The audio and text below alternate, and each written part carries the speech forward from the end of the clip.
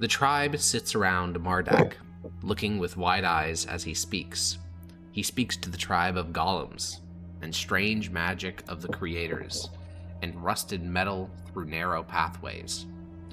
After each of Mardak's statements... Wait, before we actually get back, Yapper would impress upon the party, upon the council, the importance of not mentioning the steam control that we found. Your own tribe? Because, yes, if such this a thing ever is not gets usually out, permitted to be keeping secrets from your tribe. If this ever gets out that our tribe controls the water for the entire middle level, it could lead to war. Like, the other people of the middle level would come to us, they'd want to control it. And it's better in our hands. Just for now. Is that okay with everybody? No. No? No. We can impress upon them its need to be kept secret, but... Shall we take it to a vote?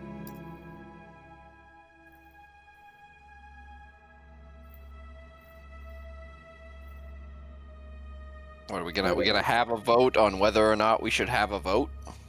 No, have a vote on whether or not to tell the rest of the tribe that we control the water. I do not think that this is something we need to vote on. It's we control fair, water. right to know. Yeah, the steam vent. Remember? There's that controller in the golem place. Controllers, we know how to use. Well, this can figure it out. I think it is the right of the rest of the tribe to know. Indeed. Who among us do you think would betray us? I don't think they'd actively betray us, but, you know, loose lips and all that. Who are they talking to? Do you know the activities of all the tribe at all the time? Well, no, but I literally mean who are they talking to? We can tell whenever someone goes up or down.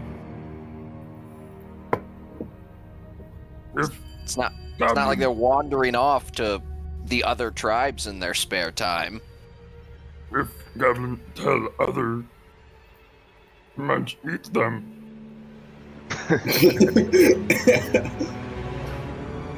Alright, if you guys don't think it's that big of a deal. Reasonable threat, I suppose. It's long in our system. If someone betrays us, Munch eats them. Fair enough. Well, then, when you return, Mardak continues to inform the tribe of what was discovered. The gaze of the assembled tribe will occasionally turn towards Blam, or Hiss, or Yapper, even the devouring, hunched figure of Munch, to confirm that the details are accurate. But all the council is in agreement of the events that took place, and so the tribe nods along. You spent the rest of the cycle relaying what you saw in those tunnels, and then took well-deserved sleep. All but Munch have awoken since then, and begun to tend to the duties of the tribe. Corpses were tilled, fungus harvested, and items sorted. Copper hammered. You all get a short rest. In the time before Munch awakens from his comatose slumber, would the rest of you guys like to do anything?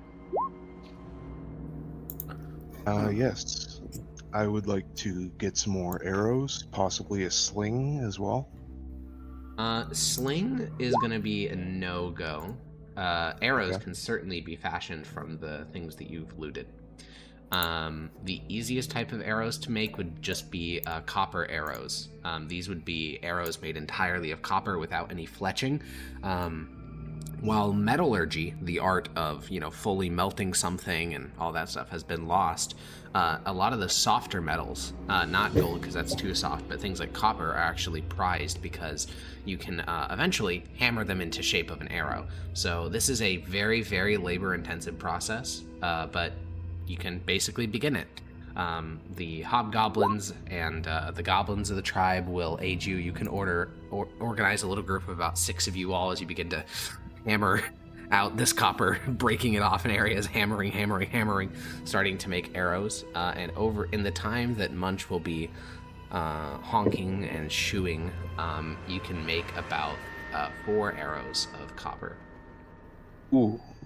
What are they hammering it with? A hammers, variety of or- tools. Yes, you do have some hammers.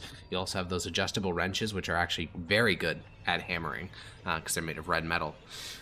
You also have Not the hammering with a wrench. also gauntlets, like bugbear gauntlets in particular, or helmets. Bugbear helmets can often be used as basically blunt instruments because they're unwearable by most creatures other than bugbears. Like a 15-pound bugbear helmet will literally like break the neck of a goblin, and on a hobgoblin it will make their entire shoulder sore. So it's good enough to Yeah, hammer. that'd happen. Yeah. So yeah. Could we have taken back any of the golem corpses? Yeah, so you guys did get out of there relatively quickly, and you, but Munch is the one able to carry the most. So, Munch, do you remember what your maximum carry capacity is? I imagine it's a lot. It Yeah, is let me give 10 them- times strength score. 190. Okay, so you're carrying 71 right now, or 72. Then you also had to lift up fully equipped goblins, so that's another like. Yeah, you could carry back about 4 of the golem corpses. Okay, so there's still 16 in there.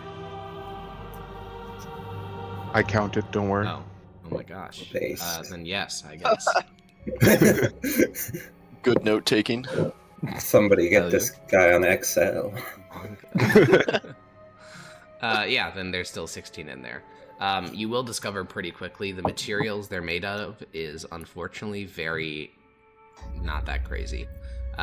Each of them has a very small little piece of red metal on the back of them, like a little emblem almost, on which the rune is carved that makes them function. But the rest of it is just made out of copper, which, I mean, is not bad, of course. That is, each mite weighs about 2 pounds.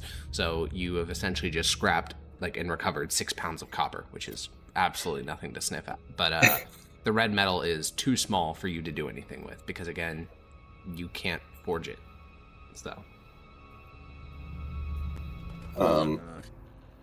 But you can add 3 red metal medallions and then 6 pounds of copper. Nice. I thought you said we were at 4 back. Did I say 4? I thought I said 3. You're You said you 4. developed schizophrenia. Okay. You have 8 pounds of copper then. That's a good amount. How long would that psychedelic mushroom I have last? Would that be like an all-day thing, or like? No. half out? Unfortunately, since they're not dried, they're not lasting that long. So could I take it before Munch wakes up for advice, or would I be knocked the hell out? Certainly could. All right, I'm Especially if you gonna don't do one of the experimental ones. do that. Okay. One second.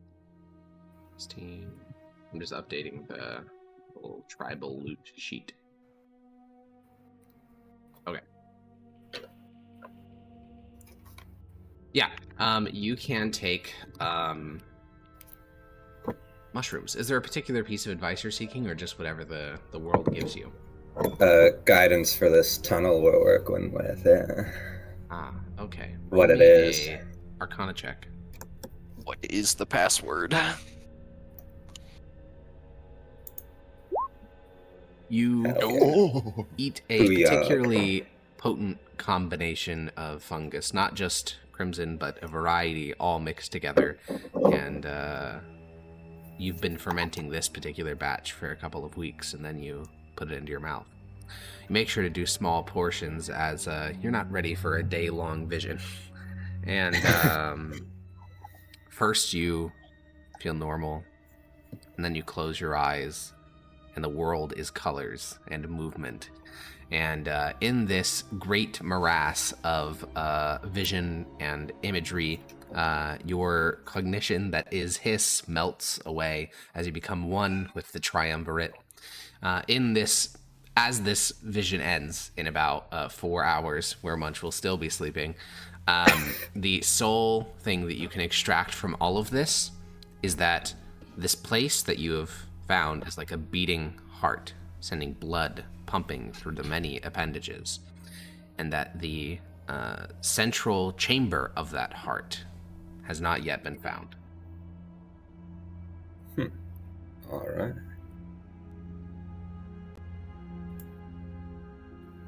So, Blam, your work today is pretty simple. You are inside of the fungal chamber, tilling the corpses, basically breaking up lumps of fat, shattering bones so that fungus can get access to the marrow. It's honest work. And as you're conducting this work, another of the goblins of your tribe, a goblin named Swish, will walk over to you, Blam. They're holding a little stone bowl, and he'll hold it out to you. Try this, and he'll hold up a little strip of like a dried kind of crimson mushroom. Give it a sniff. It smells smoky. Smoky? Yeah. Oh, that was to him. Oh, he'll nod and say, "I tried a new cooking method." Oh. Give it a munch. Yeah, it's pretty instantly apparent what he did. He dried them like other tribes, not yours, of course. You're much more efficient with your meat, but other tribes will essentially just like smoke meat over a fire and then eat it. That is what he has done with these mushroom strips. Much more efficient, he says. What did he burn? Likely some type of other plant matter, because obviously you don't get trees down here. Fires are relatively rare, so he probably just in his own personal alcove found like cloth or some other plant matter to burn. And we don't think highly of this. This is not a good way of cooking food. No, it's just not how you cook meat, because you turn that meat into mushroom. So we don't really cook things over fires then? No. You said no, it was the you most said common it was method not as that you can. efficient. Yeah, the most common method. Well, yeah, fires are very difficult. yeah, the most okay, common yeah, method I of see. cooking is boiling. You guys are eating boiled mushrooms. It's all right, I suppose, but kind of not a good use of fire. Perhaps, but at time I miss meat. Meat is nice. This is the closest we can get if we are eating mushroom. Good for special occasions, I suppose. And it has a sort of jerk to it when you bite it, like a jerky. Jerky. Jerky. All right. Mushroom jerky. He nods, and he'll give you another strip as you gnaw on the first one. And he'll hand over some to the other horticulturists working here in the chamber, and he'll keep a couple for himself, and then set the stone bowl down. Might be good for Munch. He can chew on something for a while. The longer they are smoked, the rougher they get. I have several that are equivalent to leather I could give. That might be good for our larger, hungrier friends. There was that one merchant from the lower deeps we captured a couple of months ago. He mentioned that their tribe keeps wargs, and they feed them shoe leather and bones and things such as that to keep them gnawing. Perhaps we should develop similar enrichment for Munch. I think that would be good, yes. Okay, this might actually have some use. He nods, and he will walk through the labyrinthine tunnels of the blood spores and set down several essentially leather levels of like smoked mushroom in front of Munch's nose as he slumbers. So when he wakes, he has a little treat that will take him hours to consume. Well, Sniff that shit right now and wake up. Acting like Munch isn't just going to you'd swallow smell it whole. smoke, but that doesn't. I yeah. don't think registers as food. That's true. Not yet, anyways. Wait until you're getting cooked meals every day. I think I'll have to explain to him what it is. He may not grasp the concept. Yeah, but if it's not stone, he'll probably try to eat it, so don't worry about it. That's a good point. Yara, what'd you say? Acting like Munch isn't just going to try and swallow it whole. Real shit. That is what I was thinking, which was part of the thinking behind having to explain to him the concept. Well, if you want to go sit in front of Munch until he wakes up, feel free. I'll just snag the bits until he wakes up and then give them to him. All right. And Yapper, your duties in this tribe are a mixture of occasionally you go on watch. There are more tunnels than you have sentries, and you don't need to be watching every tunnel at the same time, but you do need to be watching a couple of them as like a show of force. So you are sitting on a rock looking out into the tunnel. Down this direction is a variety of minor tribes, minor as in like less than 10 goblinoids, at least for the Middle Deep standards. That's a minor tribe. And Zebit, which is the crossbow-wielding hobgoblin who's almost always on sentry duty, will walk like behind you and kind of rest against the rock you're sitting on.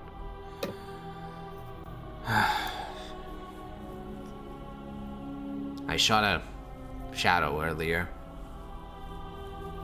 No blood? Well, no, it was a shadow. I thought, well,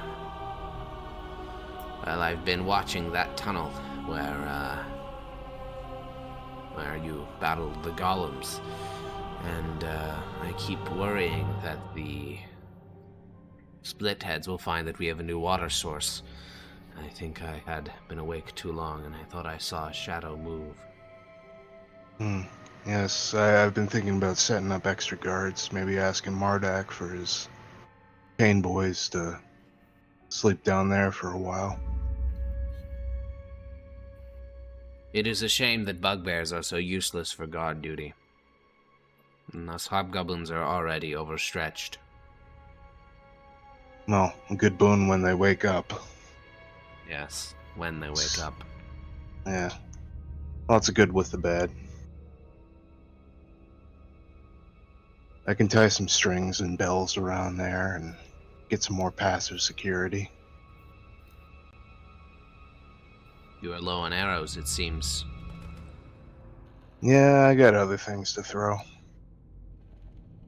He'll take 2 bolts from his quiver and hand them to you. Normally, arrows and bolts would not be entirely analogous, but considering the slapdash nature of your arrows, they're essentially bolts. Like, they don't have fletching. They're made entirely of one material. They're honestly not that far off from the bolts that he's using, so you can add 2 arrows.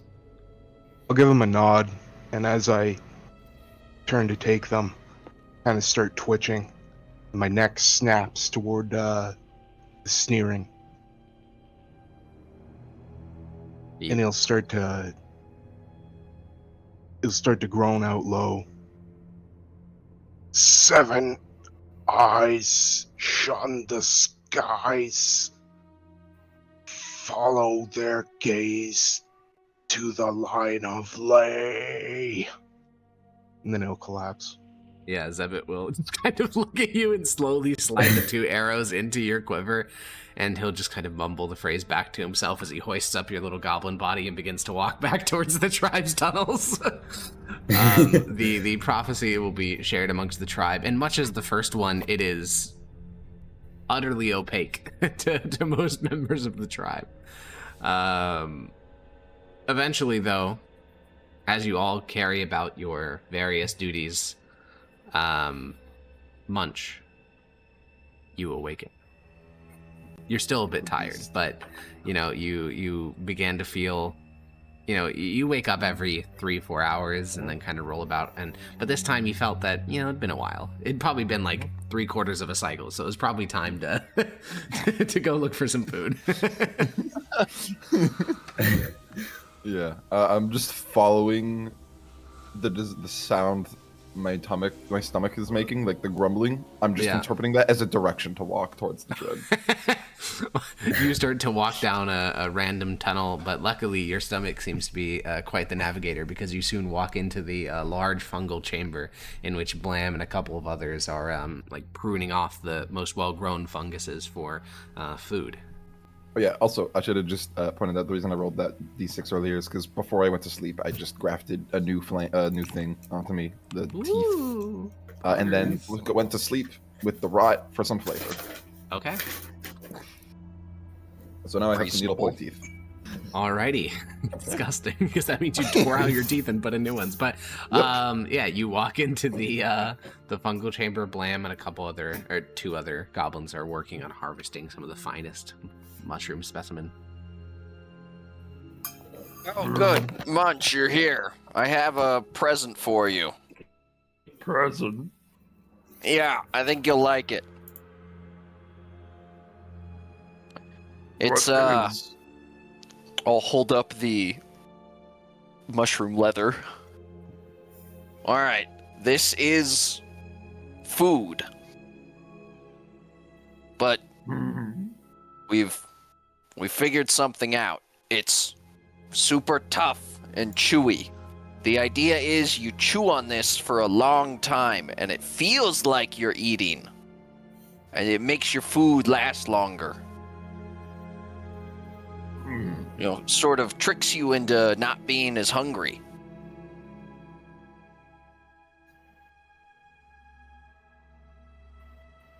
Don't understand trick, but much like food. You chew on it for a while. You don't swallow immediately. Okay. And I'll crouch all the way down to get to Blam's level. Yeah. And hold out my large hand. I'll give him one of the strips. Yeah. Give that a going. It's incredibly small in his hands. How quickly... I'm going to put it in my mouth and start chewing on it. Yeah. How quickly can I tear this thing to bits with my teeth?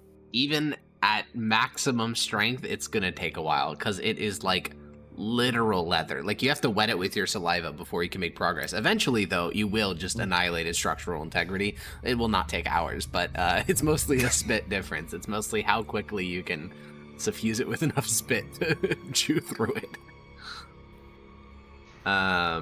But the sound of the bugbear's awakening is a cue for the rest of the council, and each of you will start to make your way towards the sound of violent eating, as the other 3 bugbears are also awake, and they are also all feasting as well. And you, one by one, Hiss and Yapper, who is has a bit of a headache and is kind of rubbing the top of his mask, and Mardak, each of you will make your way in towards the fungal chamber, and the 4 bugbears are all kind of seated in a circle around each other, shoving like fistfuls of fungus into their mouth, and only Munch is also doing that. Like, the left side of his mouth is chewing fistfuls of fungus, the right side is working its way through this like leather fucking strip in his mouth. It's a loud sight. I would not say beautiful, but certainly loud. All open mouth, too. Yeah, oh yeah, of course. Yeah, these bugbears, their tongues are going wild, shit's getting splattered in the circle between them. Yeah. Imagine it's like when you give a bulldog a treat and it's like slobbering everywhere. Oh yeah, and there's 4 of them, all eating from the same bowl, so... Well, we're reunited. What now?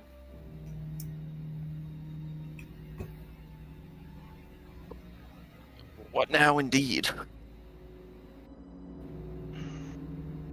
Suppose we should get ready to go further explore the Golem Cave. Mardak, I thought it would be a good idea if you brought your pain boys with you. They could help us out and stand watch afterward. I'll check, make sure we don't need any for the guard duty. But Sounds good. yes, they should come with us. Thanks. I'll go check up on our guard roster, see if we've got this spare. Yeah, there is nothing manpower. formally written. It is merely a kind of like tag-urate type thing. Zebit is, of course, on watch duty. He's currently watching the Golem Tunnel. Flick, Squish, and Zibble are currently assisting. So your 4 followers are all currently hammering copper, and you can follow the sounds of little tung tung tung tung and find that they are hammering out some of the they're basically breaking apart these golem bodies that you've looted into their constituent components. Using their backs as anvils. Mostly, yeah.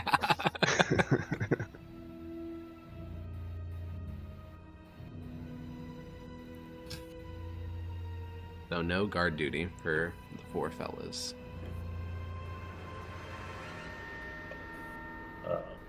I'll assemble them and we will. Let's go. Okay.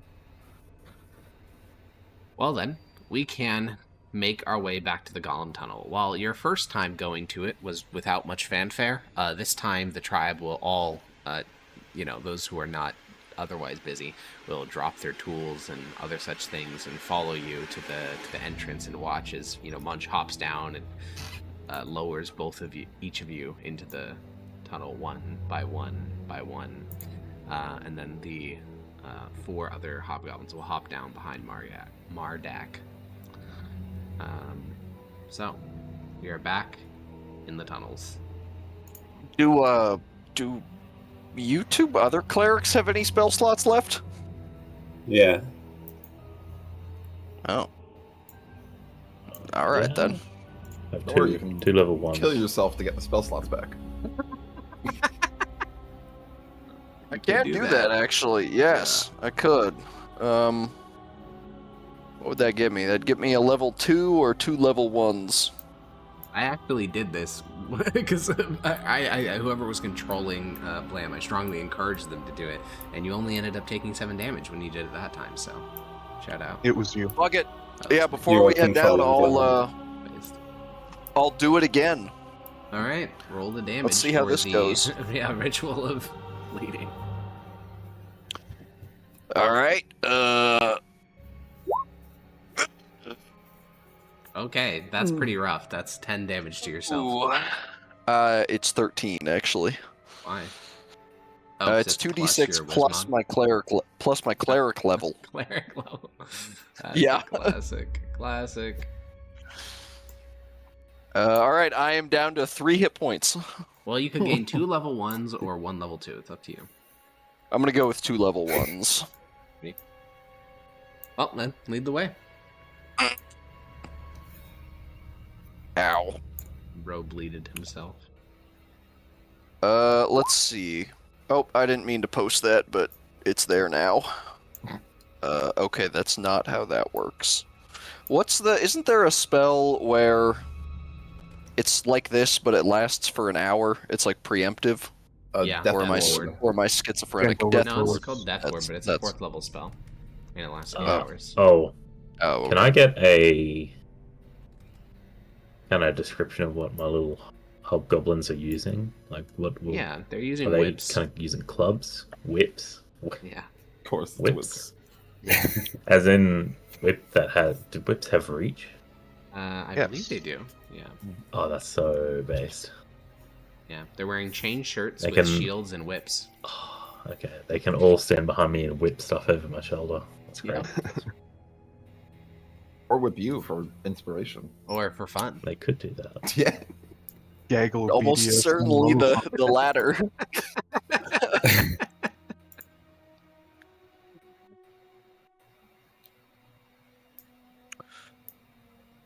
Well, onwards! I shout out. I shout up to the front. Yeah, towards the column of hobgoblins in front of you.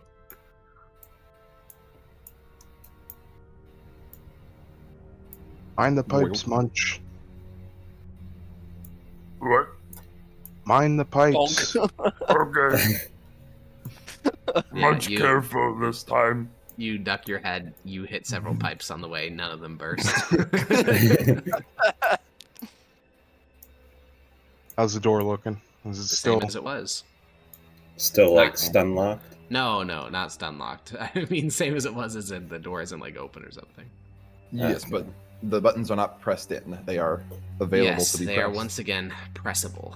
If I'm you'd like a gonna- reminder of what it looks like, feel free to ask.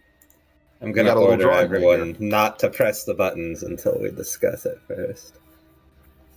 All right, I'm gonna need some context on Yeah. this. So, what is before you is a double door made of There's the door. Okay. what is it made out of? Red metal. Stone, Damn. steel. No, red even metal. better. A red metal banded door is shut. There's no obvious handle, no key slot. There's only a central inscription and a series of pictograms. The inscription reads, "The fire obeys its forger," and the pictograms depict a bellows, like for a forge, a hammer, a mithril mask, a crown, a pick, a flame, an anvil, and a gear. And the players tried multiple combination, which I don't think they recorded, and then the buttons, they tried this 3 times, and then the buttons seized up, and for some length of time, and now they are once again pressable. I also found a note that said this. Also true. We don't know That- if it's very relevant to important this one. or not. Try boots. We tried Man, flame riddles. first. How much can remember? Oil the crown with vinegar. That's pretty good memory forged. for such a sleepy boy. Well, to be fair, I've only experienced so much. I've spent 3/4 of a cycle sleep. You're not wrong. You're not Well, wrong. there's- Bro's like a koala without chlamydia. Think about it this way: more time sleeping, more REM sleep, more time putting memory into long-term memory. Holy, all memory, long-term memory. What did Munch think? Oh. Munch used 100% of the human brain. Goblin brain, excuse you. True. That's goblinist. Fire obeys its forger. Do the red metal symbols on the golems match any of these? They do not. That's Okay. a rune on the back of the Okay. golems. I'm gonna point at the phrase on the door again and say, What this say? Again. The fire obeys its forger. and I'll point to the bottom left symbol. Which one? This? What is that? That would be bellows. Hey, Bellow Munch, forged I've fire. heard you can eat one of these golems if you try hard enough. I tried. You weren't trying hard enough. You have to try for a while. Munch had idea. Bellow You- forges the fire. And then I'm gonna go over and start munching on a golem. Okay, it's metal. I don't need to say anymore. It's metal. Just hearing like clang, clang, Yeah. clang. Bellow forges the fire. Well, 1, 2, 3, 4, 5, 6. These buttons don't seem to match up with these symbols. No, there's, I think this drawing right here is inaccurate. There is each of the buttons has one of the symbols. Oh, it does? Yeah, Yes. Yeah, this is an Oh. inaccurate drawing. Oh. it was the best that Keza could muster in short notice. Yeah, it was a quick little sketch. Yes, it is like that, but it has 3 on the left, which goes from Bellowhammer, Mithril Mask, Yeah, 2 on top, Crown Pick, listed left 3 on, to right. Yeah, and then 3 down like this, Flame, Yeah. Anvil, Gear. yeah. Bellows Hammer, Mithril Mask on the left, Crown and Pick on the top of the lintel, and then Flame, Anvil, Gear. yeah, Flame Anvil Gear on the right. Are these riddles necessarily in order? Because I remember we got those full 4 small scroll cylinders. And they said, salt the gear before sunrise, oil the crown with vinegar, forge nothing from everything, Yeah. climb the flame with dry boots, and laugh at the falling stone. We're missing I one. think they were all on little slips, weren't they? So they wouldn't They were. necessarily be in order. Right. Yeah, they were the small scrolls. There was another one. Yeah, it's salt the gear before sunrise. I think that was an Can I example I roll- was giving, not one of the ones that I decided on. Oh, I think the 4 that you have are the okay. ones that you have. Can I do like an investigation check to see if I can figure out some sort of order The what? to the scrolls and their riddles? Like, is there any special markings? Make me a raw raw Were they charisma check. Investigation? Raw int? No, charisma. Charisma? Yeah. Do the pieces of paper look like they were ripped and part of each other once, or were they all look No, like they they're were made distinct slips independently? of paper with Got it. Okay. nonsense phrases on them. Yapper, you look at the pattern and forge nothing from something. Oil. Laugh at. Climb. They're all grammatically correct sentences. Ooh.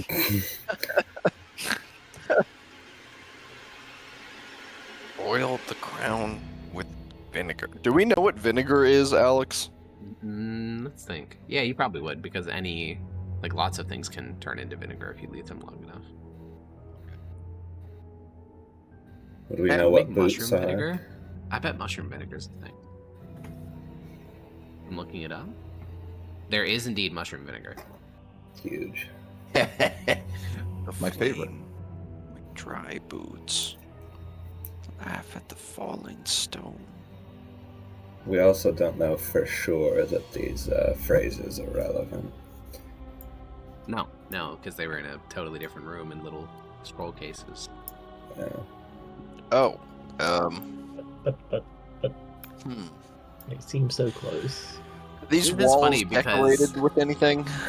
You said, oh, decorated. Yeah. There's a map of the entire Middle Deep's aqueduct system over here on the wall, on this section of wall. And by aqueduct, it's like pipes. There are actually aqueducts in the Upper Deep, like proper. These are not like that. Is there anything bad up in this room, guys? No, you guys cleared it all out. Alright, cool. I'm just gonna go. Yeah, just to It's give some called context, Big because boom. big boom. That's true. Because you are exploring this devoid of the context of when these items were discovered, Ethan. This room is where they found the cylinders. They also found a tablet in here, like a stone tablet. Yeah. they Yeah, found what's some on stuff my in there. tablet again? Designation type 3 Dreckhammer serial number. Da-da-da-da. I thought that was discovered way over here to like this other room that There's- was like filled with. Nope. Two different tablets. There's the one Oh. that speaks every 15 seconds, Yeah. and then there's the Mhm. Yeah, the that one was that just found in says here. And then in this room, there was a number of random artifacts, essentially. And then in this room was just a couple of exploded golems. What are these things on the floor here? Which things? I don't know. These fucking the blue circles. With Oh, those are vats segments. of water, because those are. Okay. I don't know how the goblins would recognize these, but this is a water purification plant. So Okay. those are vats of stagnant water that have been sitting there for centuries. Classic. Still water. That's our favorite. There's also a golem drowned in one of those vats. So Forgot about that. nice and corroded, I imagine. what? No, because No. it's recently drowned. As in by munch. It might have had something to do with that. Oh, and then there's a big control panel that I had found Yeah. like a Indeed. little message Terminal on. entries. Yeah. If you'd like to give it a read, Ethan. Oh, good lord. We love the creator, folks. We love them. My God, that's a lot of words. It's a lot of That's some real things. shit, dude. The dwarves are real yappers. Good thing they're...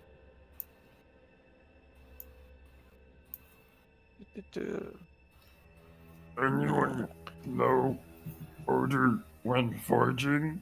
And I'll like point at the slips. Good question. That's a great question. What was the question? Anyone know the order when forging? I don't think any of us would have seen a furnace. What Well, the hell is it's one of forging? those things where Huh? you guys have check not. this?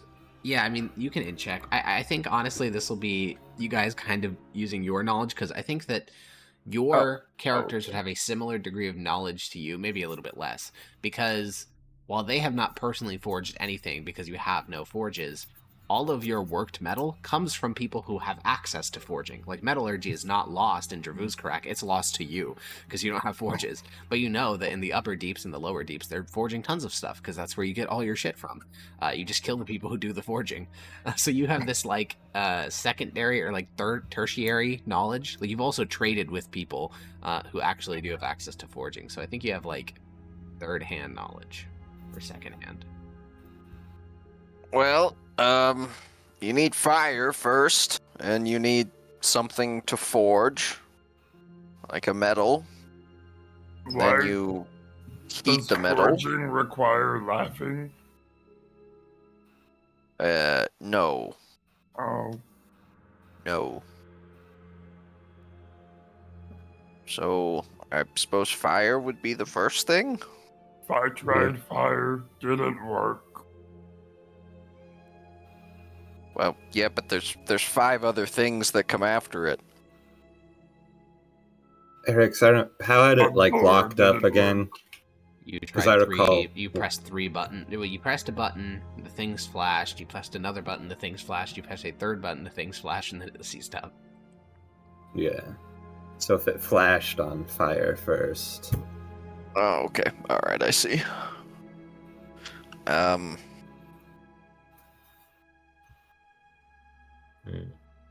Climb the flame with dry It's just boots. crawling across the fucking furniture. I mean, if these phrases are related to this, climb the flame with dry boots, we have flame and gear, potentially? Gear Boots would and be- gear? Or gear. Oh, no, not that kind of gear. Yes. I see. It's like a cogwheel. Yeah. Flame. I feel like a crown could symbolize like obeying something. If you had like bellows, crown, fire. Honestly, of the things here, crown may be the weirdest thing from a goblinoid perspective because y'all don't have kings. Everything else here, you're like, yeah, I know what those are, but crown is like a... I mean, you would recognize it as a symbol of authority because the dwarves use it fucking everywhere. But you guys don't. We have some sort of king. We have one of the masks. That They're is not a broken king. crown. That's not a king. He used to be a king, did he not? In ages long past, yeah. Do the dwarves, like, think they're made of stone, or like they came from stone? That's a religion Or check. some form of something like that? Alright. Religion check, I'm pretty good at those. Oh, alright. Yes. More specifically, they think they're golems. Like, the origin story of the dwarves is handed down to you through literally, like, oral tradition. Like, this is, you could never cite your source on this other than I was told by someone, and I'm pretty sure he was also told by someone. But you have heard that the creators, the dwarves, whether they be ancient goblinoids or a species in their own right, believed that they were golems imbued with life by their creator god, and you're pretty sure that creator god name was, Dorfin, or Dorfin, something like that. Okay. Laugh at the falling stone. They could be referring to just a dwarf falling off something and everyone laughing at him. That is Yes, funny. exactly. Exactly. Quite Could funny. be mining. Could it Mining? also be Yeah. Like with a mining pick, you break the stone, it falls. Well, yeah, but why would you laugh at it? Munch was Oh, no thinking creators are anvil. dumb. Indeed. Munch thinking anvil falling on dwarf head. Bro's got a rich internal Munch- imagery. He's playing Looney Tunes Munch is a- cartoons in his head. It's just Looney Tunes. But he's inventing his own because he's talented like that. Munch I uses am not- rubber hose animation. Yeah, dude, he dreams 18 hours a day, so lots of experience. Point. I'm not sure these phrases have anything to do with this. I agree. Well, if Flame's not first...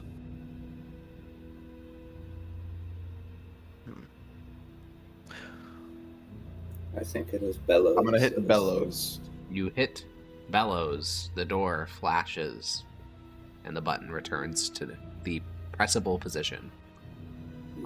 Sorry. That's Is that a good the same thing or that is that a happened? bad thing?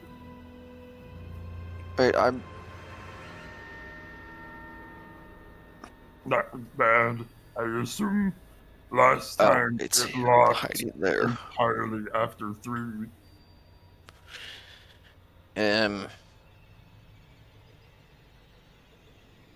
Maybe it's reverse order? How do you press nothing? What?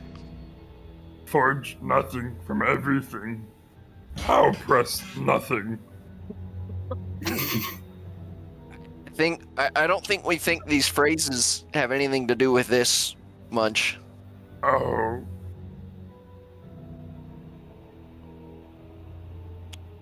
Start Well, continue clanging on with my teeth on the oh, golem. okay. What would First, the phrases do have something to do with it. Now they don't. This is too complicated for much. Yeah, I don't know. what is more likely to be the end result? A mask or a crown? I think it will be Crown.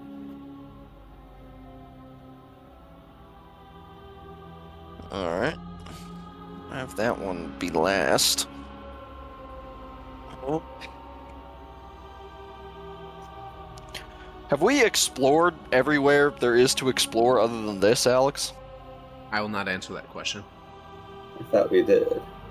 No, we didn't. Okay. But there was one room that's pretty much on fire, so I would. Yeah, when we go touched the there. door, we took damage. Yeah, I see.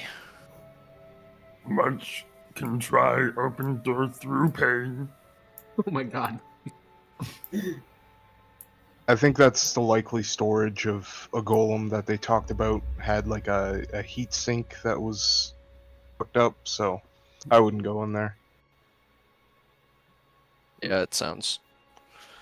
That's probably a good idea. Mm, Hmm. I'm gonna kick the door, not at any button, just like in the center of it. Yeah, Well- you notice the door is hot. Your foot's also fine. You just kicked it. You're okay. What How you hot is actually... it? Warm. What you actually need first when forging is something to forge with. That's sort of step one. And you get I that have with a- a pick. Is this door like completely sealed with like is there air gaps around it or is it like fully like It's like completely flush with the wall. I asked last This session door if we could warm. break it open. this Seems door unlikely. warm, other door hot. Related?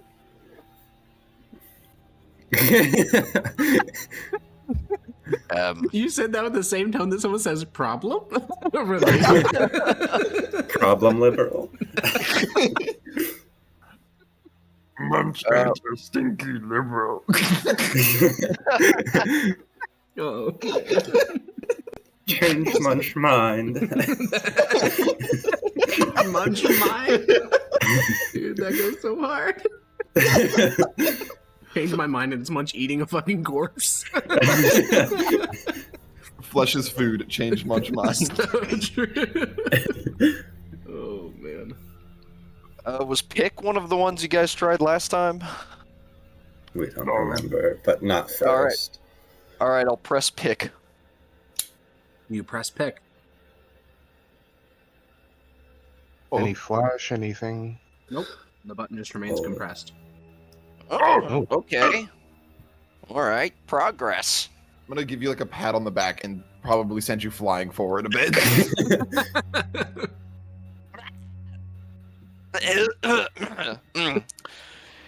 Hey, Lurch, next time you do that, try to not send me so far. Lurch? Name one off the He got hit list. so hard he forgot his name. No, that was intentional. No. Do they have the Addams family in Goblin the World? Of course, of course. It's a It's very the popular eatable flame. family. The Well, Adams family is in the Adams apple. So you need the pick, Oh, and then maybe the flame? Maybe? bellows, and then the flame. Yes, yes. Okay, sure. I'll press bellows. Nothing happens other than the button remaining compressed. All right, now the flame. Nothing happens.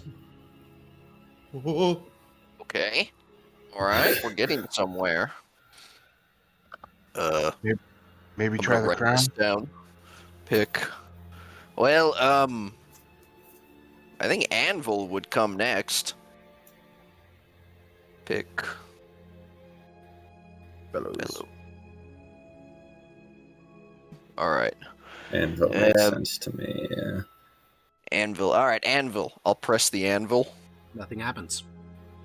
Hammer Anvil. next.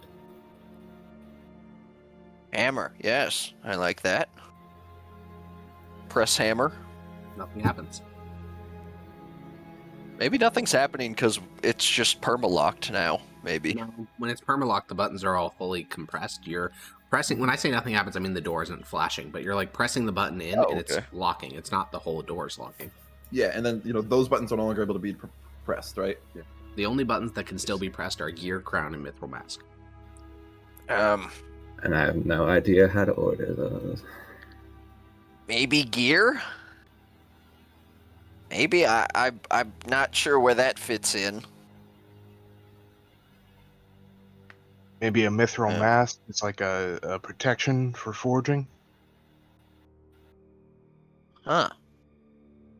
What order do the creators become kings? Do they prioritize king or construction? Well, this here note says obey the king at the bottom, so I would assume they prioritize obeying the king quite heavily. But they also did like building.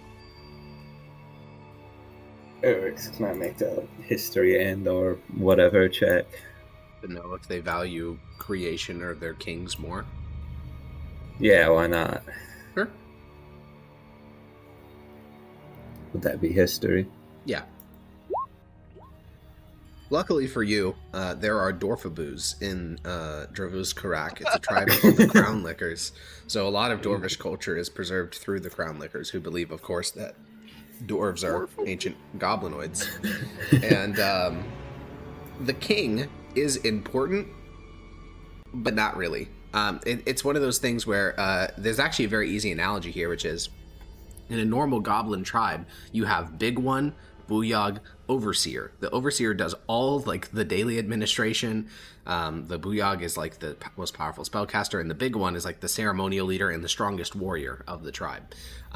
The king is the Big One. It's like not necessarily the strongest warrior, but like the figurehead of the dwarves. But the Overseer is or was the master smith.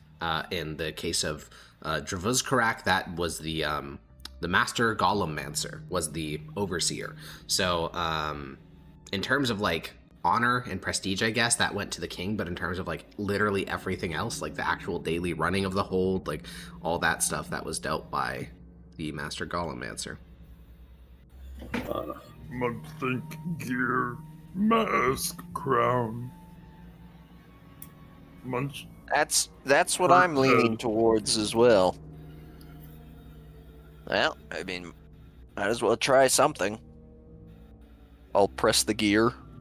Nothing happens. Mask time. Mask, I'll press mask. The runes on the door flash red, and all the buttons reset. Well, fortunately, we only had 2 left. Thank God. Okay. Run it back, but with crown then mask. Do you want me to list the full order, Alex? Or Yeah. Okay. I will press the buttons in this order: pick, bellows, flame, anvil, hammer, gear, crown, and then mask. Okay. You could press each and every button, and as you press in the crown, nothing happens. You press in the mithril mask, and the door, with basically no fanfare, groans open. Heat hits you like a wall, and the chamber beyond is lit with a molten light. Light is rare in these places. There's a bit of blue light from these things, but there is like red light, like the light of fire in the room beyond. And, you can't, I think, since the doors open inward, your vision is limited to like a thin line, kind of. I think this should do well, yeah. You said it's hot inside. A wall of dry heat hit your face, and inside it is stale and baking. Could I step in like 5 feet? Yeah. Probably. All right. The doors are much longer than 5 feet. Oh, I see. Tell me when it starts getting too hot. Yeah, it's not too hot. Still not too hot. What? Munch, open door more. Hiss. Only you can see this. In the far corner is an abomination of metal. Its swollen belly is a furnace glowing with a mix of unnatural red light and seething elemental fire, the golem core pulsing deep inside of its chest like it's a heart. The limbs are a mess of scrap and splintered armored plates, bent rods, and jagged claws. It is barely holding together as it begins to stagger forward, and beneath it, the surface are dozens of small pieces which twitch like metal parasites. Let's roll into initiative. The initiative order. Jesus Christ. What's this thing up here? That thing? Oh, that is a mold. Mold. Yeah. It literally Can we only reignite our own metallurgy. Maybe. It is funny because only Jackson can even see like what you guys are fighting. I see like a hint of it in the turn order, but that's it. Yeah. Oh, It's wait, not what a are the names of the... not a good time we're about to go through. Yeah, I mean, yeah. How big would you describe it? Well, I'm a goblin, so like probably like I'm not good at math, but 20 times my size. Yeah, fair enough. Wait, That's a okay. I need piece to of see this information. A piece of information for you to all operate with. Probably more like 30, actually. Yeah. Alrighty. Let's see. We have Hiss, we have Blam, we have Munch, we have Yapper, we have Mardak. Okay, that's everyone. And One the of mutants as well. the hobgoblins technically act first, but they're not. They have no reason to act. They haven't actually seen or heard anything. Yapper, you can hear the scraping of metal from within the room, and Hiss is looks pretty surprised, I would say. Who has the stone tablet? Because we picked I that do. up last session. I have the tablets and various magical objects. I'm gonna grab the stone tablet from you, and can I He look is it way in over as there. an action? No, the one who has it is. Oh, the that's one his. In Okay, yeah. shit. That's Hiss. Oh. Come on in, brother. The water's fine. I am going to bonus action sneak, and I am going to hold an action for a short bow shot. Okay. All right. Eric's, what is this right here? That is a golem's leg on a table. Anyways, the hobgoblin's vibing. Munch. Fight or run. Yes, I'll let you respond as a reaction. I'm holding up my club. I'm ready. Oh, that's better. We at least need to organize, so I'll say, go outside the door. Outside the door, you said? Yeah. Whatever you think that means, yeah. Based. You run in lunch holding your club, and then you make eye contact with a thing about, much taller than you and about 5 times as wide.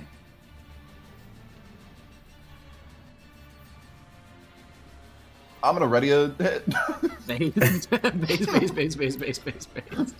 All right, Lamb, our 3 HP king. Yeah. Is he not healed? Oh, No. that's right. He sacrificed himself. Yeah. One question. Mm-hmm.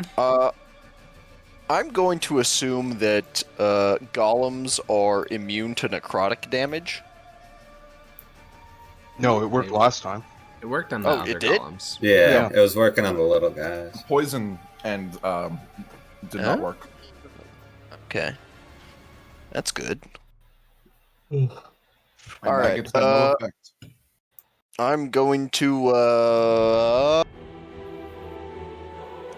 scamper back here. Okay. Oh, The hobgoblin's vibing, and Mardak, it's your turn. I have no idea what's happening in there. I know. That's why your hobgoblins have been I can vibing, see. doing nothing.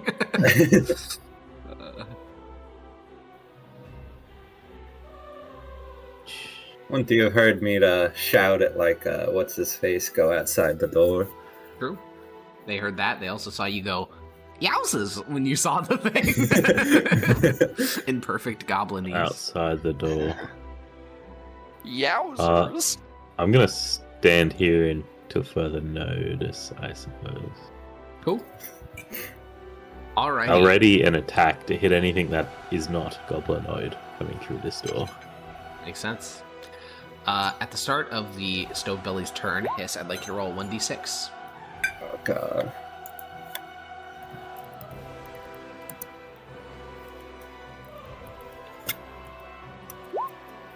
Okay, perfect. The creature will skitter forward. It is so tall that when it climbs over this table, it's like the metal top of it scrapes against the ceiling. And God. it is going to attack 3 times. It is going to make 2 attacks on Munch. oh, hold on. Yeah. First, I hit Yeah, him. you get ready to attack. True. Do I get Does mine? Effortless Killer apply can during you see it? reaction attacks or no?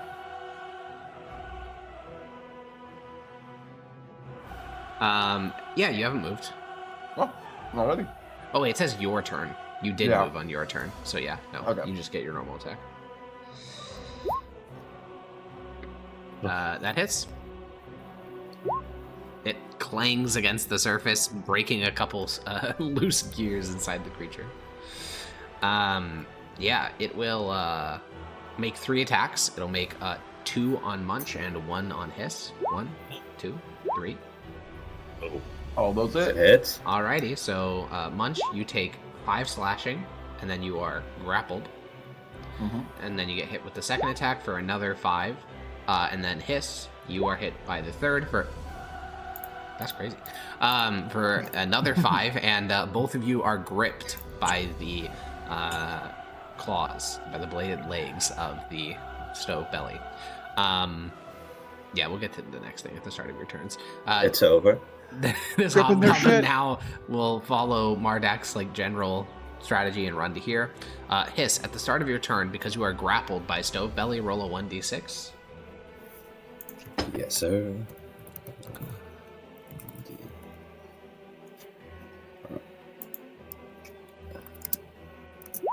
Alright, you take 5 fire damage because you are Oh, grappled God. and being pulled towards the furnace in the belly of the creature. Okay, I'm at 9 HP. Yep. How How do I get out of a grappling? Contested strength. Not good. I'm guessing That it's uses strong. action, right? That uses action, right? Yeah, it would be his action. Let me read something real quick. Wonder if any of my weird craft stuff would fuck it up.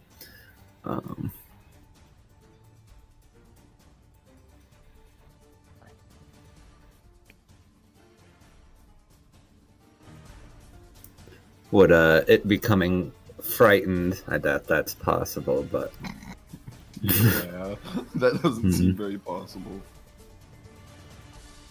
If it was forced to move away, it would drag you with it.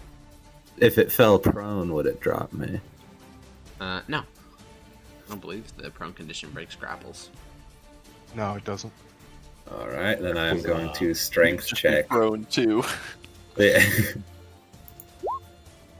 Okay. Oh, wait, hold on, sir. Yeah? It has an escape DC in the attack.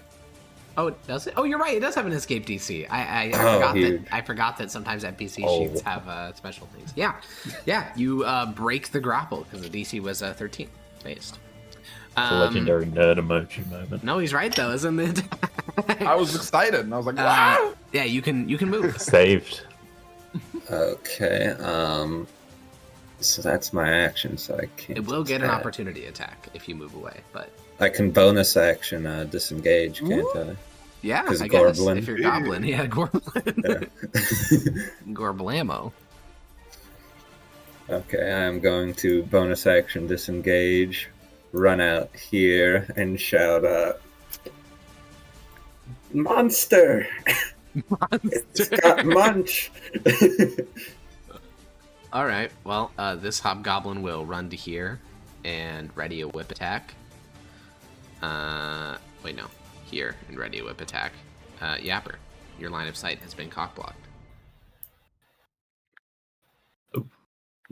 Line of sight good there? For now, yeah. I can shoot it from here? With like a +5 to its AC, yeah, because it is like literally you can see the tiniest sliver of its body.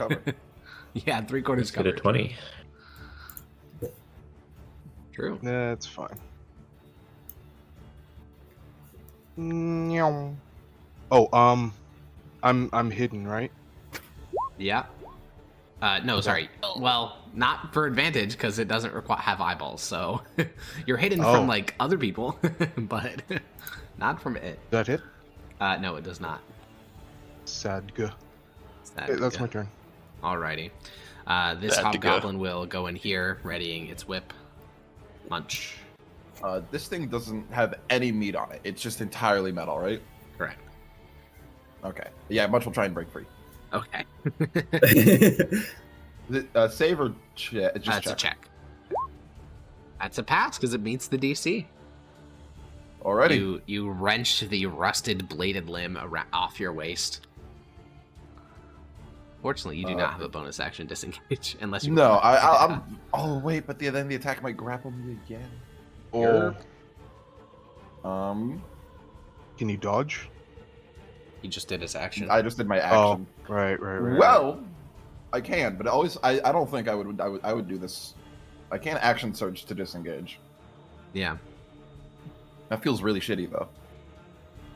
I mean, Question is, I can't see there. Fuck, I wouldn't be able to tell if I can like get over to this area. no, you just see a wall of hobgoblins holding their whips above their head, getting ready to crack them. All right, we're gonna gamba. Okay. I'm going to move to here. Is that opportunity attack yet? Or... It is. Oh, And it hits. yeah. And you are grappled right here for 5 damage. Oh. You got like you're running towards the door, and like a horror movie, like all your fellow party see is just a rusted like leg grip your torso and start to pull you in. You're like gripping the door, trying to like pull yourself in, just like screaming in pain. Jesus Bonus Christ. action, second wind, and then that's my turn. Alrighty. Blam. Oh, you did take 1d6 fire damage at the start of your turn while you were grappled. 2 fire damage. Which one of you goofuses was severely injured? was you. I was relatively, yeah. Yeah, not me. He says it. 3 HP. Jepson, hiss. And then, of course, Munch, probably. Help! Or like a screaming bloody murder, like help me, help! You're the one in the cloak, Jackson, right? All right, yeah. Yes, sir.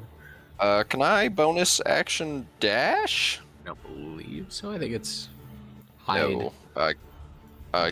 disengage. Yeah, Oh wait, are we talking about rogue stuff? no goblin stuff. Oh. Rogues cannot. Shit. I do not have quite enough movement to make it to you. Tragic. I can Banana do time. something else though. 5, Banana time. 10, 15, 20, 25, 30. I can move up there. Alex, I can see the tiniest little sliver of the of whatever it is. Yeah, whatever that it is is, too small token. of a sliver to be targetable, even with Toll the dead. even. I with was Toll about the to Dead. say, that is way even too with small Toll of a the sliver. Dead? That is literally a bleed effect. That's fine. I can also move there. Okay, yeah, because I saw what you were looking at. You were seeing the tiniest hint of orange. You literally could not see a single inch of the token. But now you can. Is Now the you can. orange not the token? No, it's a border. Mm, But now you can. So all it's right. Okay. I did hit it. I can see it, right, Eric? fine. No, no, he saw it about the same as what you currently see. I can see the I'll, token. I shall toll the dead. Okay. Oh, that is edited. Oh, that work? Yep. Oh, okay. Shucks. That's crazy, because don't they have a... Oh, no, Damn. Which one, I guess. Oh, neutral. All right. okay. Isn't one of these spells a bonus action? But I can't. Oh no, because it was a cantrip. Gold? Can I cast 2 spells on the same turn if one of them was a cantrip? Yes, you can. Oh, cantrip is not a spell. Yes. Jabson, would you rather lesser healing now or better healing on my next turn? Better healing next turn. Or Okay, what's your cool. like max? Because I'm 9 out of 19, so God, fuck, I can't. It keeps just fucking. God, this is fucking difficult. I'm gonna let can't y'all even- know that. Open my fucking spells. I'm also not a Munch huge is about risk to get out here. munched. Yeah. I will let you know that next turn I am probably just going to unleash my full fury on this thing instead of trying to break free. Base. We know Munch well enough to know he's gonna do that. Yeah. You see the blood in my eyes. Now all 4 of the hobgoblins have whips at the ready to swing should something other than a goblinoid enter. So Mardak and his goblinoids are all ready. Oh, wow. Mardak. Go in there. Go in there. I'm stepping through the door. Oh my god. Oh, I can. Just push in. This thing is like impossible to see. Well, yeah, because the doors are opened inward, so they block I can see vision. half of its circle. Is that Yep. good enough for a spell? Yeah. Good. I'm going to command. It should work on this. Did you want to walk over to here to allow others in, or can I people still go through can't this? step through He that has 20 feet square. of I don't have enough movement. Oh, you only have 20 movement. Damn. Damn. Covered. I'm going to command in Dwarvish, specifically. Okay. I'm going to command it to release. Okay. Some saving throw. That is a failure. It fails. I thought And- enchantments didn't work on golems anyways, because I tried it with the little ones. I don't know. This one says a creature you can see that can understand you. It will release Because I had much. tried. I thought I'd specifically tried command. I don't think you tried command, and even if you did, golems function differently. They are not a monolith. I'm going to assume this one specifies it has to understand you, so I'm going to Oh assume yeah, it can't it understands you. goblinoid. It understands you, and it releases much. Alrighty. It's its turn now. It is its turn. Wow, what a Gonna great grab song. Munch. Don't do it again. Well, No. roll d6, Munch.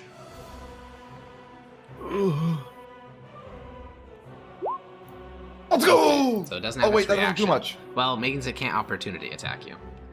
Oh! So it is going to 1, 2, 3 bladed legs attacks on Munch. I'm so cooked. It's over. For real. Distinctly possible. That is a terrible crit, though. So I think you're Yeah. alive. That is 19 damage. Yeah. All right, I'm alive.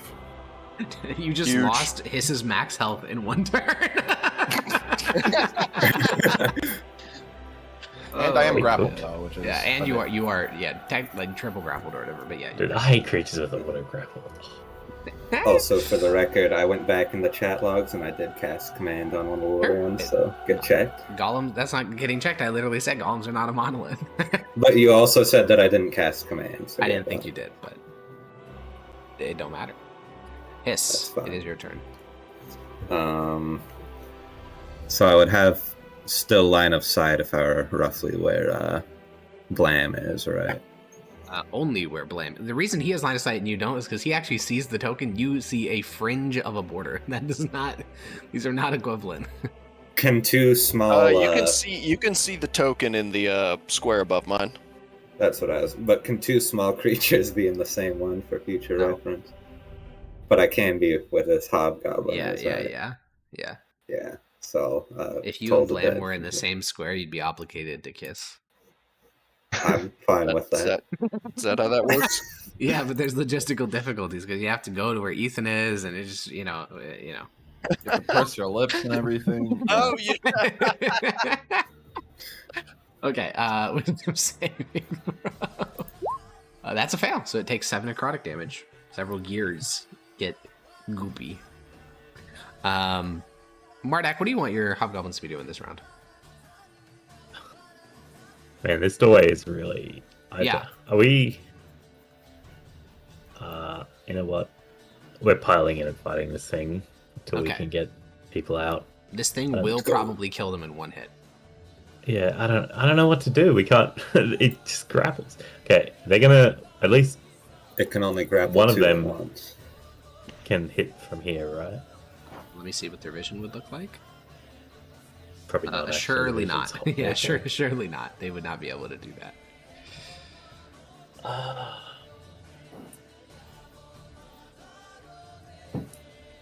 Wait, one hit would kill them? Yeah, Commoners. How much health do these guys have? around 7 Oh, is the average. Wow. Wipe out like a quarter of our tribe. That's kind of Yeah. what I mean. Like, if they're 10 feet back whipping from behind a front line, then they're fine. But if they're in the front line, they're going to die. They can't run through. They'll take opportunity attacks if they run through, so they're gonna have to No, just hold the it doorway. lost its reaction. True.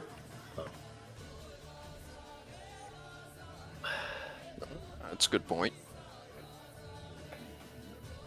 They could also all hold their action and just rely on you guys pulling back. Could do that. Okay. They're gonna do that then. Okay. I can't think of anything better to do. They'll start readying their actions. Yapper.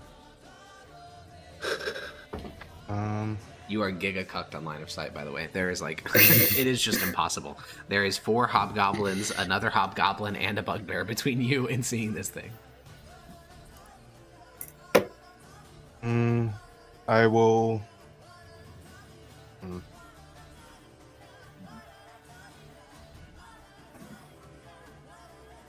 So, what would be the bonus to AC if I shot You from just here? can't make that attack. There's 2 hobgoblins directly in the way. Fully armored hobgoblins, by the way. Then I will move about 1 hobgoblin. Now it's a, let's see the line. A measure tool. There's 1 It's just hobgoblin. it's just a +2 now. Okay. And I'll give him a shoot. That hits Ooh. with sneak. Is that a nat crit? It is a natural Yeah. crit, yeah. Hey. And I'll roll an extra 1d6. Yeah. And That's interesting. extra sneak attack damage as well. Correct, yeah. Bigly. What is this? Oh, and So, doesn't- you if get it double does the- anything, it will roll take sneak attack again, 26 'cause you get damage. Because it's Holy twice. moly. It's critted sneak attack. Yeah. Okay.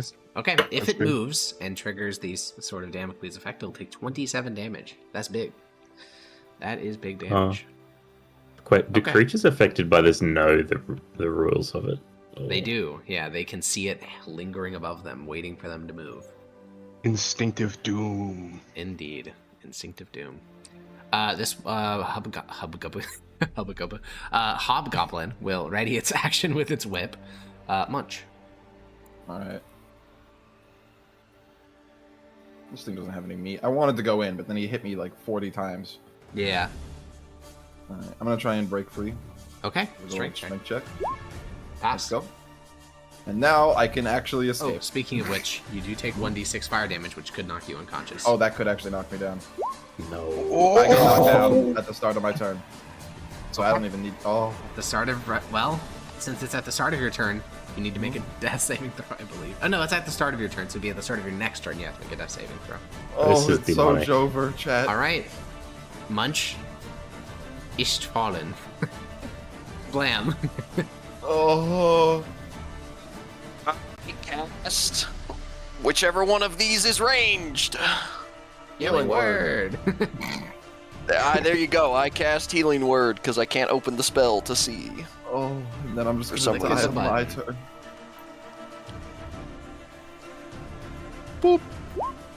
Okay.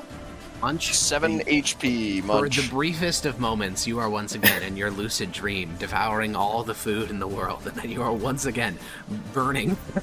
Question: Welcome Am I back still to your grappled body. because I died before I could make the strength check? You what? Am I still grappled because I went unconscious? Oh, before I died. could make the strength check? I guess you would be. It wouldn't stop grabbing your corpse. Yeah. All right, the hobgoblin will ready its action. Mardak.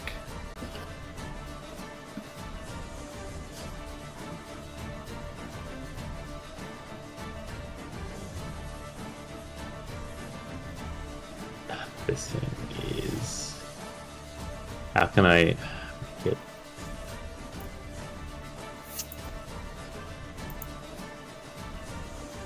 Can you try to ungrapple Munch, maybe? I tried that. It just re-grapples it on his turn automatically. If he hits it. That's true. Ready in action to heal Munch when he goes down.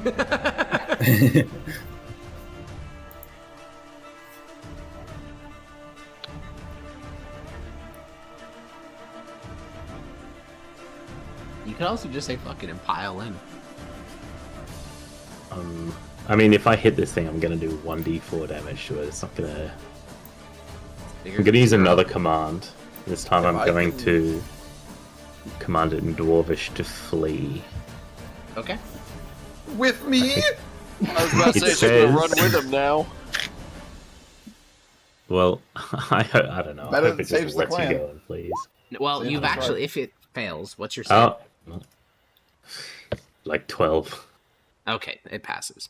If it had failed, you would have put it into a catch-22 of forcibly triggering Yapper's sneak attack. Because it would have been had to. All right, 1d6 for its instability. It Half damage, half damage. one of its attacks would deal half damage to itself on its turn. Oh. However, it does nothing. It's It's just shit like in the bed. the entire golem freezes and does nothing on its turn. And the sneak attack fades. It's essentially a one-turn stun because it did not want to trigger that falling sword. Hobgoblin will ready its attack. Hiss. What was on these tablets I had? Which one? The one that's not speaking, the one I found in the room up there.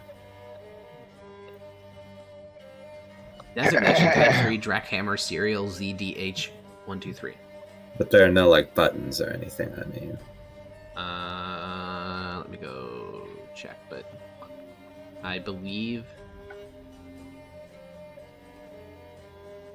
no, there's no buttons. I don't think. I think they're actually. Well, no, there'd have to be 2. Yeah, there's 2 little mithril things you can compress on it. Oh, This new. isn't the same golem either, though. This is Stovebelly, not Dreckhammer. Mm, Well, what was the serial on the control? Like the number or the full designation? The number. 0DH123. Shucks. scrolling up to try and find it. Yeah, it's like 3 Dreckhammer serial. Yeah. I imagine this is the golem referenced in the terminal log, because it says this one's unsafe for direct proximity, which seems to be the case. No, this is like a 3rd golem. This is a golem that's gone crazy. There was 3 golems mentioned. There was like an old one with a broken heatsink sort of glyph. There was Stovebelly, and then there was Dreckhammer. What's a Dreckhammer is? A type. No, yeah. I think this is Ragnaron's son. No, Ragnaron's son was the old one. Well, I'll tell you that you guys are thinking a lot harder in this situation than me, and I'm going Nice. to press one of those buttons and see what happens. Yeah. All right, Hiss. Do you press both buttons at once, or the left or the right?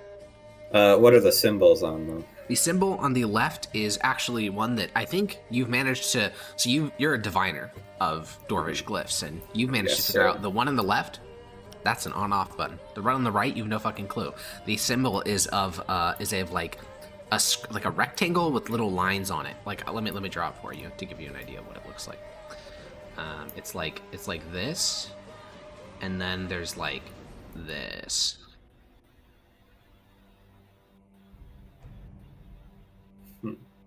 It's obviously water. Yeah, and then the other one is this, which on the other one was an on-off button.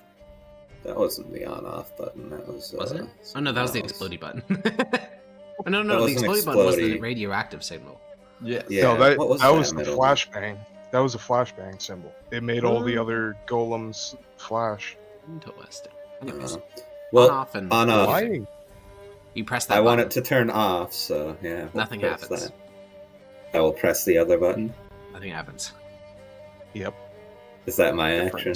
That is your Different action. golem. Okay. Your free item interaction. What do you want to do on your main turn?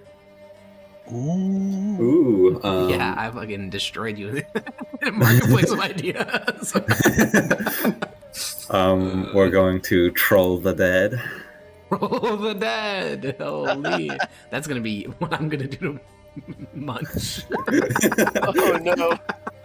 It passes. Oh man. All right, Hobgoblin ready's in action. Yapper. I'm gonna hit him with that shit one time. Alrighty. You must be real low on arrows. Nope. That misses.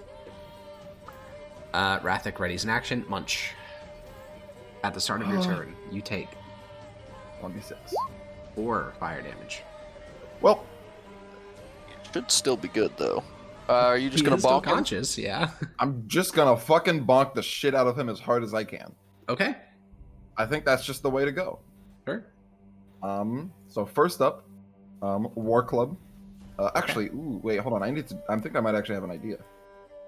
I need to read 2 of my things. Yeah, all right. First, I'm actually going to use a bonus action to do my needlepoint teeth. Okay. And this will be done with Effortless Killer. Or no, if I hit it, of course. Yeah, If so it deals it's a damage. strength check, since it's using essentially a type of unarmed strike. Yeah, I already have the It's already attack on. in here. Bigly. A 12 does not hit.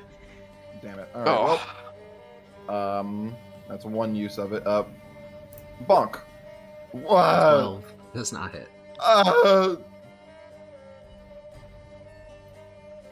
This is so tragic.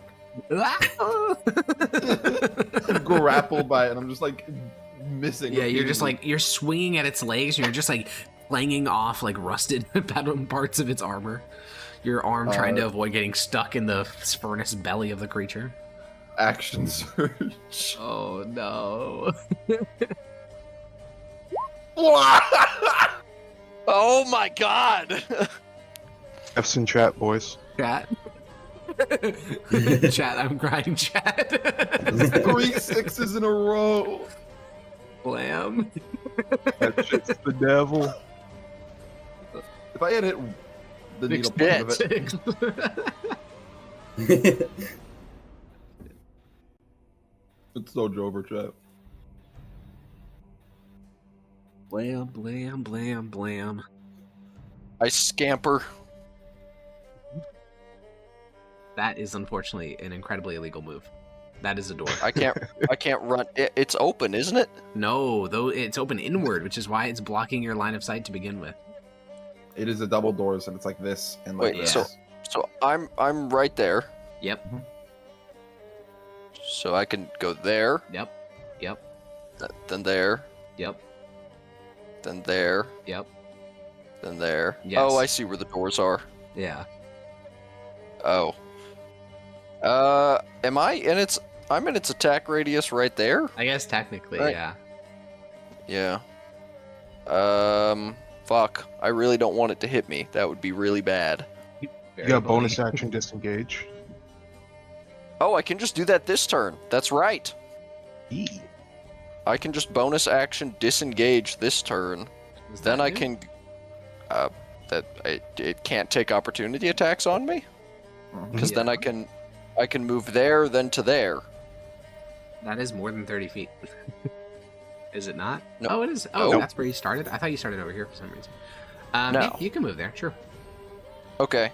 And then I'm going to action cure wounds. I think that's the better touch one. Yes, it is. Yours. Click on Yes. now. I'm going to cure wounds on Munch. Okay.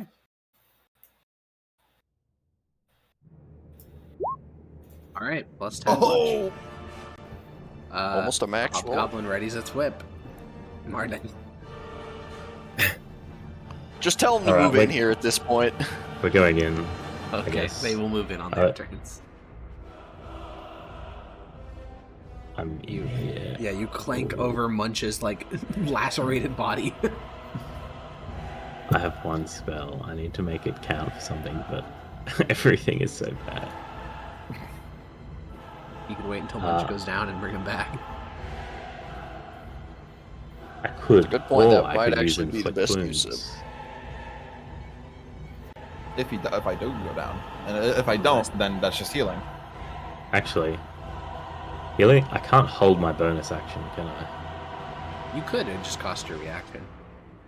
And an action to ready it, I An believe. action, yeah, to ready. It'd just Oh be your my. entire turn. King God.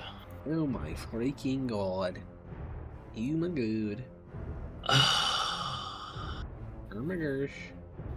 I suppose I probably should have waited to do that until he went down again. No, because now he might get a full turn. Not down. Never mind. Yeah, This was better. Yeah. indeed. Inch-moobitable. I'll hold my action to healing word. Rush. After the Rush? first. No. Whoa! Holy brain blast. Holy. Yogi Munch still lives in your heart. after he goes down. Alrighty. If he You goes will- down. You will lose it if he doesn't go down, right? Yeah. Yeah. Or can I do it? You can just say, like, on Munch's turn, because it's going to be whether he's down or not. Yeah. Well, I don't want the golem to attack 3 times, have the first hit knock him down, and then the second hit kill him. Or the third hit kill him. You can Well, set he's multiple over. conditions, like when he goes down, or on his turn, Can you? whichever happens sooner. Yeah, when he goes down or when the golem ends its turn. Okay. Now, form that into an if-then statement, and then I'll let you do it. Okay. I will Okay. use if my healing variable word. Munch down. Okay. First, Um, if Munch goes down immediately, and Yeah, if not, then after the golem stops attacking. It sounds good. All right. On Stovebelly's turn, since Munch's life is hanging in the balance, I'll let Xander roll the d6 for its instability. Hey. Okay, so Hey. one of its attacks on its turn will do half damage to itself. It is going to do something it Did we hasn't do done that yet. last time it did the attack? It didn't make any attacks. Yeah, I was Oh, panicked. right. Yep. Rattle, rattle. Stovebelly clatters and jitters violently, dealing 1d8 force damage to itself. Screws whiz out of its body, and each creature within 10 feet must succeed on a wisdom saving throw. So just the three of you in the room. Alright. That's a pass. That's a pass. Heard you hitting your chest. Let's go. I am embodying Munch. Bro is a Huge. monkey. All right, you all pass. Then it is going to make its 3 attacks. First attack, it will be a furnace clamp on Munch, which requires a creature to be grappled, so it hasn't gotten to use it yet. It's a miss. Miss! It will do a second furnace clamp, which hits, Oh. and this will deal 7 fire damage. And you have to make a Constitution saving throw. Oh, okay. You pass. It also does take half damage from its own attack, but it's immune to fire damage, so it does no damage. That's so cheating. cringe. That's cheating. And then That's it'll take impish. its last attack, which also hits, and my does God, dude. 21 fire damage. Oh, I'm down again. You Yeah, know You what? are unconscious, but not dead. Now, Yeah. we are doing lingering What? injuries, so you should be tracking the number of times you've gone unconscious, which is so far 2. Yep. Well, he's up again because it's that proximate healing. Oh yeah, that procs Yes. your condition, and roll a healing word. Also, make a con save, Xander, since you may be restrained by the time you wake up. You are grappled and restrained as you come back to life. You are like your body is halfway into its fucking like stove, essentially. Like your body's being So baked. Jover. Jova, real. Can I get that healing word, please?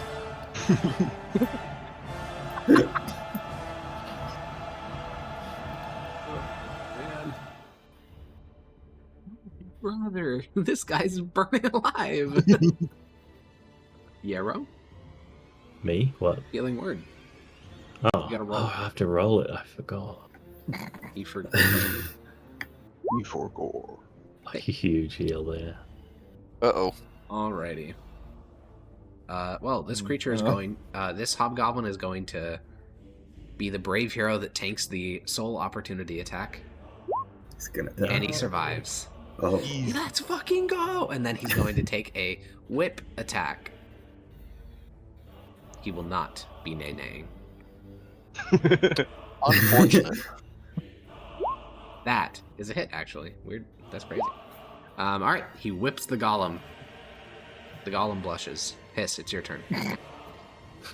Is this thing bloodied? No. Oh, we're so toasted. It has no blood to be I bloodied missed- with, though. Also Every true. attack.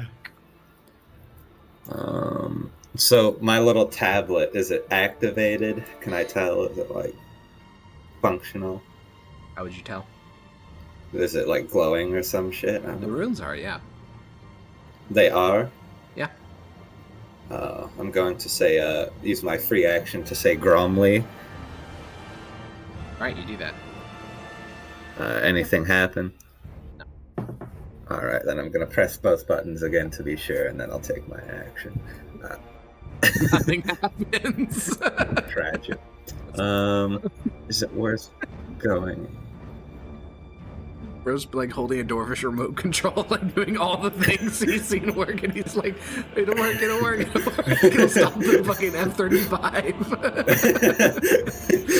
Oh, man. The Incredibles movie. Real shit. Do I go in, or am I a coward? I mean, both, right? You should go in and you're bored. Hmm. There's no Is reaction. this like anymore. within touching range right here? You could be 5 more feet in. That's an awkward angle. Let's see, I'll go here, and I will inflict wounds. You reach out to touch it. You see Munch buried up to his like waist inside the belly of the beast, and that My is a miss. What is it with the fucking 12s? The curse of 12. All right, this other hobgoblin, Azar, comes in. He swings the whip. Yes, of course it does. The rolls go crazy when I click them. Yeah, it's your turn.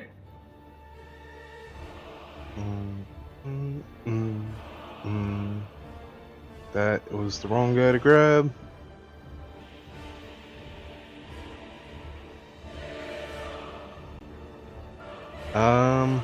Bonus action sprint.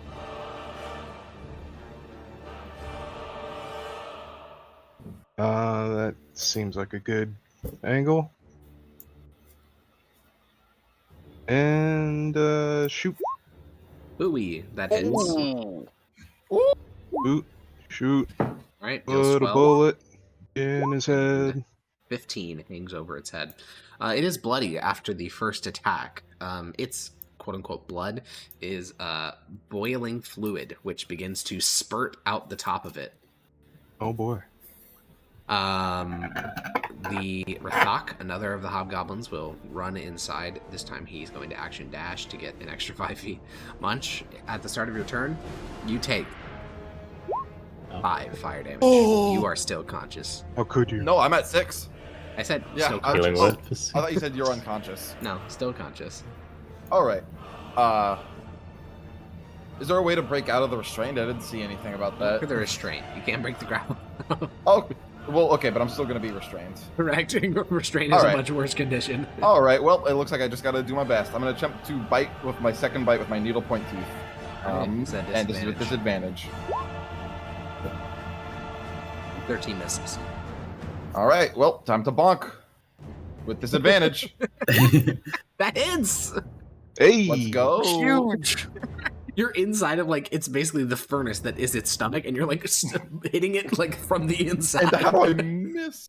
Well, you don't Wait, miss hold with your hammer. Your teeth just aren't long enough to reach out and bite its heart. I get to re-roll the damage die again because of my great weapon fighting. I'm just gonna trust you on that. Do make the re-roll the die. So only the die for the damage. The effortless killer is still going to be 8. Alrighty. Okay. Nice. You swing the war club forward. That's 14 damage. yeah. You swing the war club forward and you strike the golem core, this like red stone at the center of the furnace, and it cracks ever so slightly. Blammy. Well, I'm completely out of spell slots, and Channel Divinity will not help here, because I will just kill myself. And it takes 10 minutes anyway, so Great, we're just okay. going to spend the next, 60 rounds doing this fucking... Yeah, Munch can survive that long. We're gonna just troll the dead. Okay. The dead are currently coping and seething. Alright, it takes that's 6 failure. necrotic damage. God damn it. Alrighty, the last of the hobgoblins is going to action dash to here. Alright, Mardak.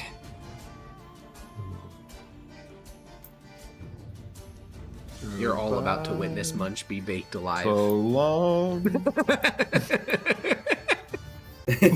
Indeed. We'll meet again. Don't know when. Don't know when.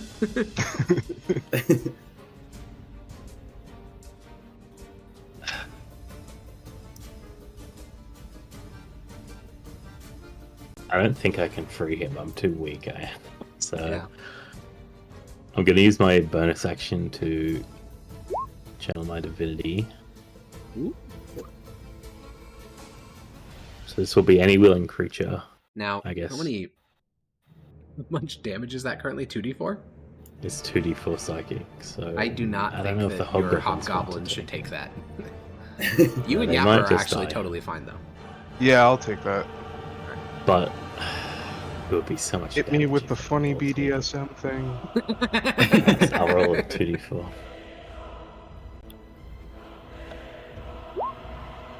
Not bad. 5. You take 5, and Yapper takes 5. Mardak, you pray to Dominus, and you feel divine excoriation as 2 claw marks essentially tear down your back, drawing fresh blood, and Yapper howls as the same happens to him. A blessing of pain from the So this god gives of pain extra 5 himself. to attack rolls and to damage rolls. Indeed it does. Is your wisdom modifier 5? Oh. No, wait. Oh, it's 5 damage and then it's your wisdom modifier. No, it's 2. It's bad. So bad. Well, it's plus 2 to My- attack and damage. That's not bad. It's like just worse bless for 1 turn instead of Well, it 10. would be a lot better if you had higher wisdom, Bozo. Just roll, I guess. Just roll better. Are you gonna? Oh, that's your. Yeah. Are you gonna attack? I'm going. Put a staff hit. What a shaft! Yo! Yeah, watch this do 7 damage. Well, it does 5 that plus plus 2, 4. 7. Yeah. Well, it's 5 plus because the 2 is doubled as well, so it's 9. That's big. That is actually big. Bigly. If it does anything on its turn, it will be taking 15 sneak attack 15. damage. but it has to do something. So No. but it can't. But oh god, but it has to. No. But it has to. But it can't. Ah. It could chill. But it has to. Okay. It has. If it attacked, it would deal damage to itself. Fuck. If it attacks, it takes 15 and does damage to itself. Oh my god. It's gonna sit there. It's just way too punishing to move, do anything. It will sit there, just munch like burning alive in its stomach. That's the real noise. It's digesting. All right. Yes, digesting. Drazan will whip it. It breaks off a few more of its ears and Should have made dogs. them take. Oh, that has plus 2. Oh no, never mind. The whips did No, not they get didn't applied take the damage. to those guys. Hiss. So we've established it responds to command, right? Yeah. Mhm. If we've already discussed this, with the commanding it to drop, would he drop?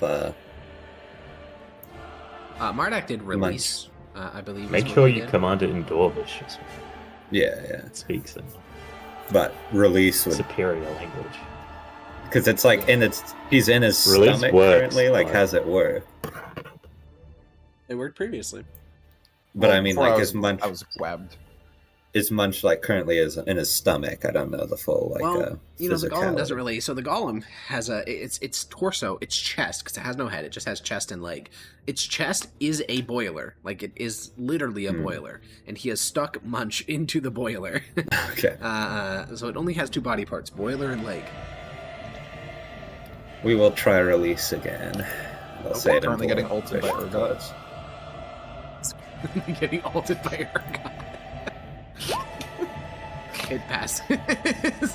Please don't leak chat around me. I'm a recovering addict. Recovering suppose addict saw that you on counts. yesterday. Looks at camera. I don't Legends of suppose that Runeterra. counts as an attack, does it? Certainly does not count as an attack. Tragic. All right. Thazar is going to make a whip attack. First miss of the hobgoblins. Yappa. Plus 2 attacks and damage. Sprinting along the tables like an anime character. Arms behind I'm his the back. main character. That hits. I think you are the main character. 10 Okay. damage. The arrow, you fire the arrow. It lands straight in the middle of where several gears interconnect, and the entire thing grinds to a halt.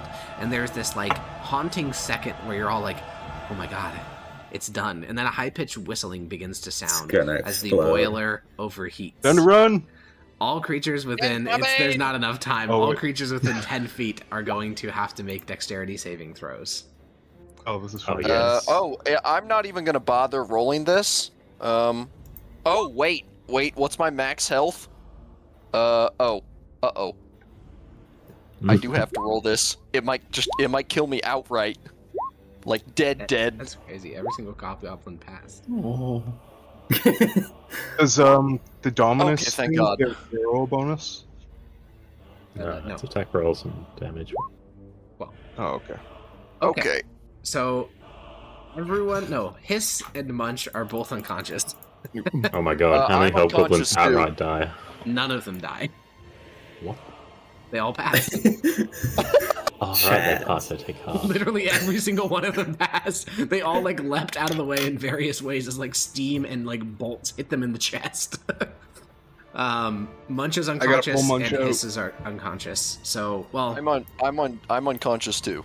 okay. Well, then we're gonna stay in combat, because they could just bleed out here. Because that is a lot of people that are down. I'll move back then. Does someone else have spared the dying? All right, Rethak will walk over to Goblin Man, and he will make a medicine check on Blam. That is a failure. It just does nothing. It's not a crit failure. Munch, Thank God. first death saving throw. Also note somewhere you've been knocked unconscious 3 times. Yeah. Okay. Dude, you're on One the fail. Morgren grind. Blam, death saving throw. Oh, it is my turn, isn't it? Yerp. Okay. Bink. Ah. Ouch. Othrar runs over and begins to apply medical devices. Pain gives you a lot of experience. If you're self-flagellating all the time, you get a lot of experience dealing with wounds. And he is going to get 1 successful save on you. Blam. Mardak. Okay, spare the dying on Munch. You walk into the belly of the beast, drag Munch out by his legs as his like entire torso is literally like singed. Like he's actively smoking. And yeah, you spare the dying. Munch, you're fine. He's still unconscious. He's Yeah. fine. We'll see. He's Alright. dreaming of meat. Hiss, first death save. 1 moment. 1 pass. All right. This hobgoblin will attempt to medicine check. Okay, another pass onto Blam. Yeah. Oh, thank God. How are you moving me? Mardak is dragging you. Really? He's a How strong strong is- fella. That's true. That's true. He Mardak can be can encumbered too. Bonus Average action strength. sprint, and I'm Let's gonna go. drag Hiss a little bit. Alrighty. Wait, bonus action dash? Yeah, he's a Yeah, rogue. because I'm a rogue. Oh, yeah, that makes way more sense. Don't go too And far. medicine. All right, 1 pass. And this hobgoblin's gonna try to medicine check onto Blam. Pass. Okay, we're good. I'm You're good. stable? Yep. Okay. Yeah, Munch and Blam are both stable. So I'll now just all tell we the have other- left is. Can I tell the Yes. other hobgoblins to not do anything? Oh yeah, because you can So- just rather than them now. I'll spare the you can dying. just- yeah. Yeah. You just walk over, you place your hand, and the chamber, after a long moment, goes quiet, and all of the hobgoblins, basically at the same time, fall to their knees and thank Dominus for the gift of this agonizing pain. Did they even take damage? They took 6 damage each. Whoa! What do they have? Didn't 7 they health? all save? Yes, they did. They did all save, and they took 6. Oh, they took 6. Yeah, right. I thought the 6 would outright kill them. No, Some of no, them. they have Oh, 7 not HP. outright. They have 7 Knock HP. them down. They're all on 1 HP. Yeah. So Well, if hey, it you took if 6 it and you were literally- unconscious too, okay? Well, because I had 3 hit points to begin with. Okay. How's I don't the know. bolo looking? Is it They looking like lived. it's I didn't. stable? Looking like it's what? Is it stable? Like, is it popping off or anything? No, it literally. So basically, it shoved Munch into its boiler, but it had a little door that it closed behind Munch. It was kept trying to close a door on Munch to like boil him to death, but the door never fully got closed. What happened is, right when it got to 0, it like managed to close. Basically, at the end on that turn where it did nothing, it managed to finally get the door closed. Munch was like boiling alive inside of its stomach.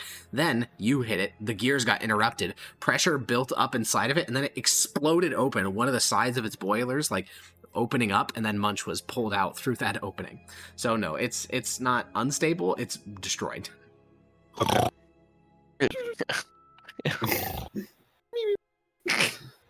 One might say that is a form of stable. Yeah. Doctor, how is he? He's very stable at the moment.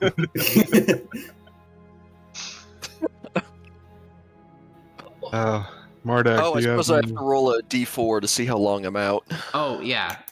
So real quick, since we're doing it in this particular game, we'll go pull up the little rules document we have. Yeah. Question. I'm out Since I'm a for bugbear, 1 should hour. it just be It's 4 not hours? bad. Yeah, 100%. It should just be 4 hours for me because I'm a bugbear? Yeah. Yeah, okay. Oh, yes, and what is it, like a d12 plus a d8 or something? Yep. And For the, yeah, it depends. Oh, we're not using it in this one. Never mind. I looked back at our thing, and we're not. So We're not using lingering injuries? lingering injuries. Yeah. Oh. It says We campaign-specific rules, lingering injuries. Wait, where? Under character creation. Yeah. Oh, I remember something about that. wait, where's character? Yeah, Oh, there it is. Okay, I couldn't find it. That is in fact the only thing in the campaign. Okay, well that's the only thing you can see.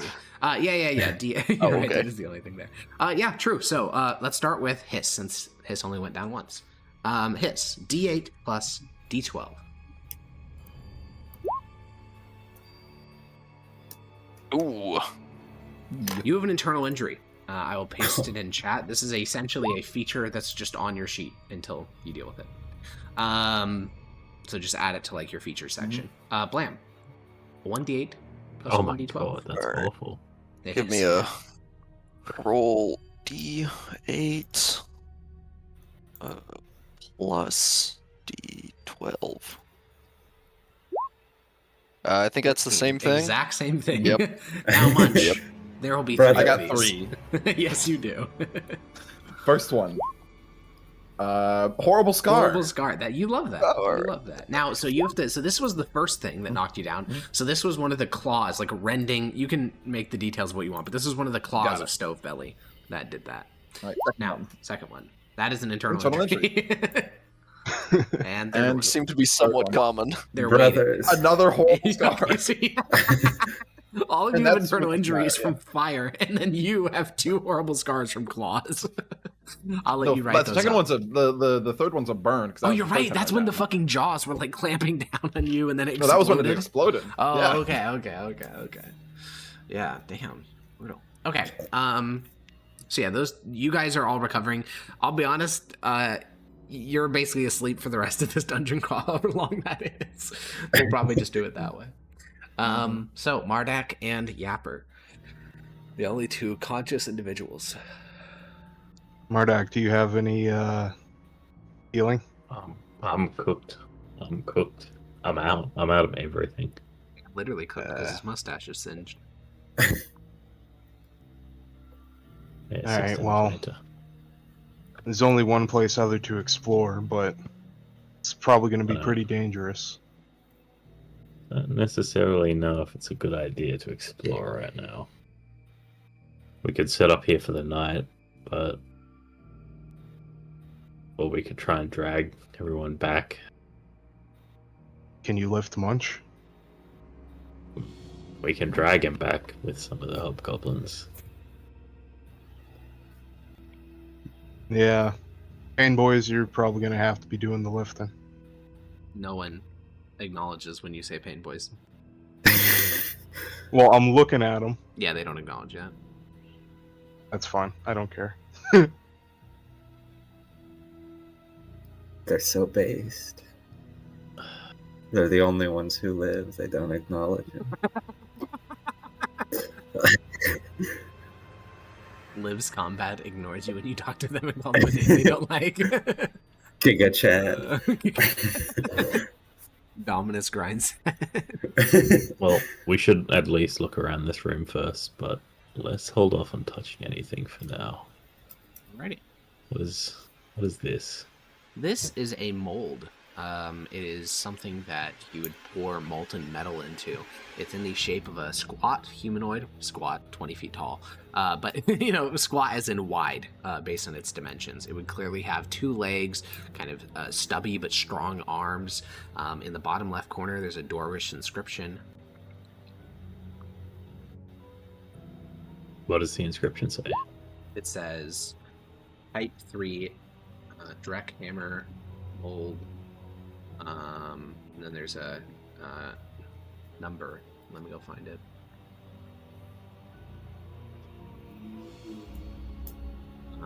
Ooh. Type 3 Dreckhammer mold, Golem, or Obsidian.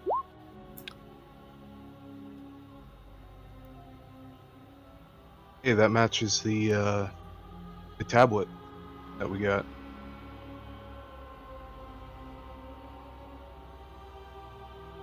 What does the tablet say?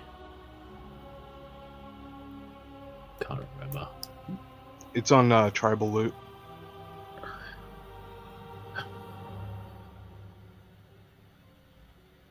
Inscription reads Type 3 Dreckhammer Golem Serial 1DH124.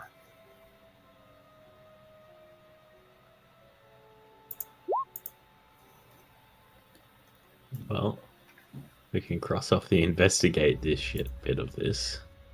Yeah, you It gets did some investigated. good button mashing.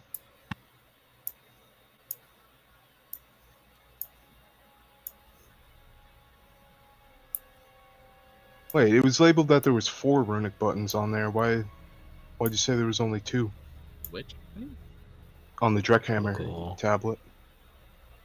I don't recall there being 4. Is the answer to that one. That one's pretty easy. Okay. Shrimple. Very shrimple. What's up with the leg? The leg. It's a golem leg made out of bronze. It's very large. As you can see, it's 10 feet long. It weighs What is hundreds this of pounds. golem made out of? Mostly rusted iron.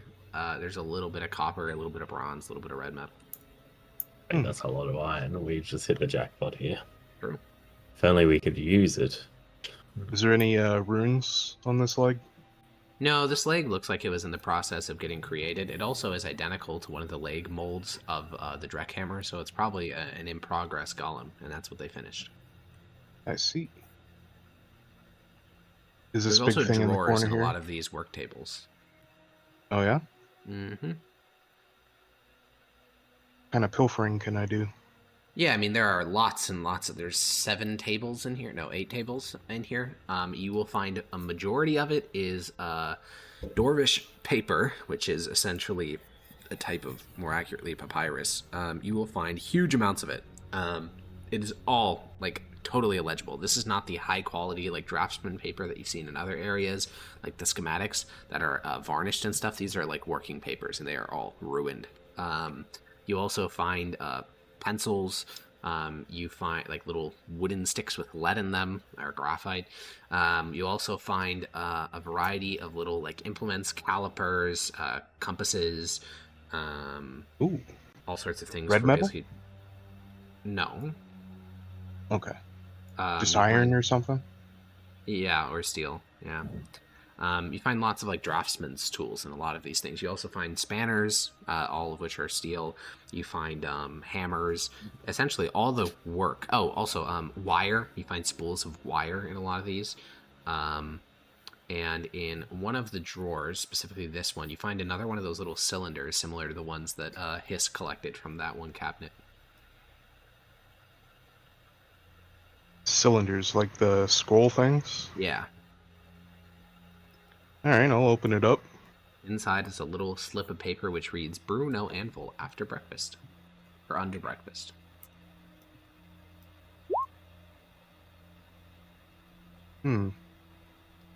Breakfast.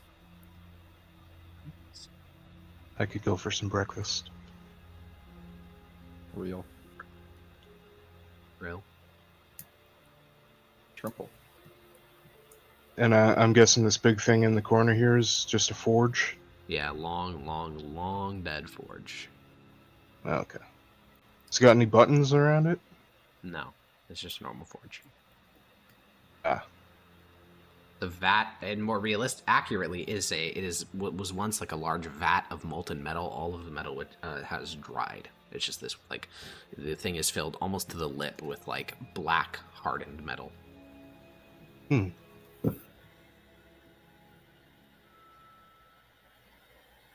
Well, I can't figure out anything else to do around here.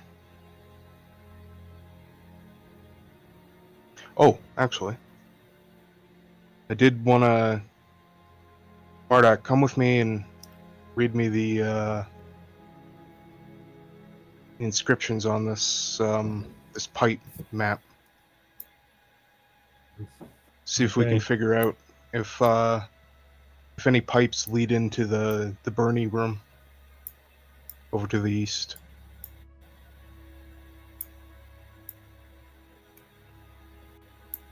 Yeah, you can consult the map. It actually takes a while because, again, this is all in Dwarvish notation. Even if you can understand the words, figuring out what the fuck it's supposed to represent is pretty difficult because it's not built on the geography of what the tunnels look like. But eventually, you will discover that, okay, if we go down this corridor, you guys have to walk down and read, okay, so this is 33 dash, and then eventually you say, yes, I mean, like all these tunnels that you guys have been through, there are almost 25 pipes that go through that section of tunnel. Hmm. I wanted to see. I know. It's just funny to see 0 HP Mun. Flying around.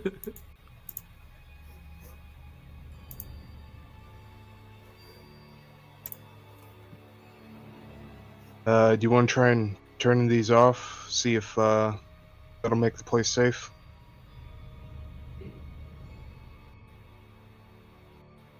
Or no? I'm not keen on doing much right now. Alright, We let's could get out of wake here something then. else up in here. Fair point. Let's go heal the boys and...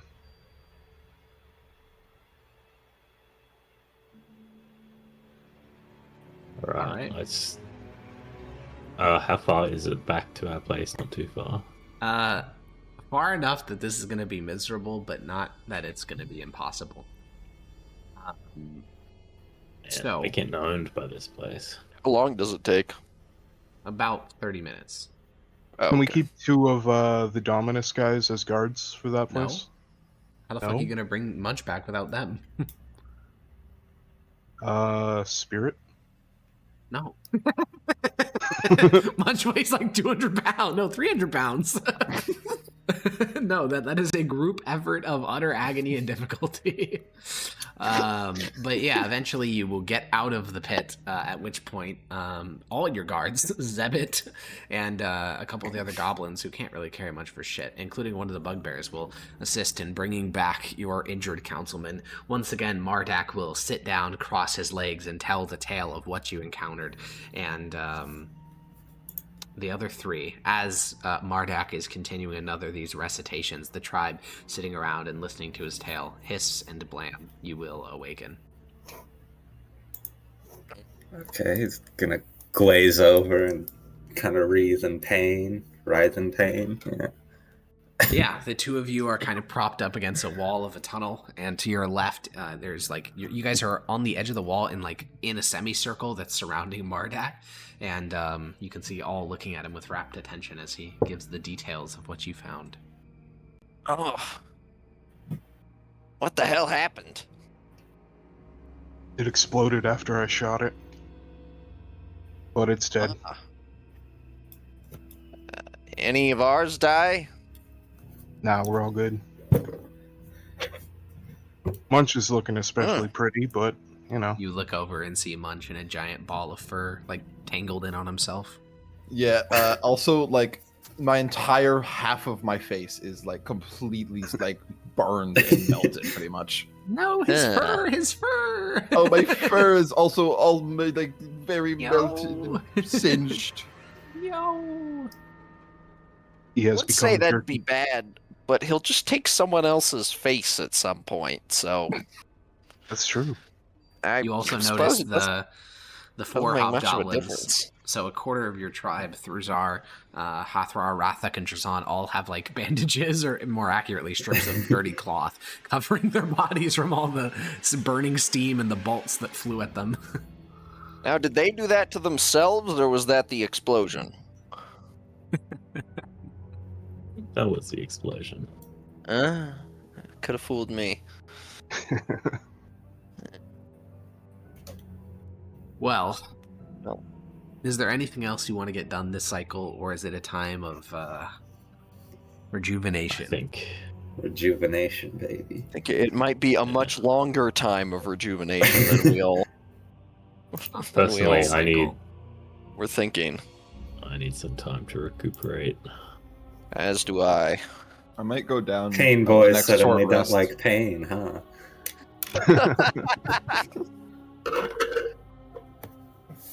So-called pain enjoyers when you burn them alive. What happens if I go unconscious because of my short rest feature? Like, go down to 0 again? What do you mean your short rest feature?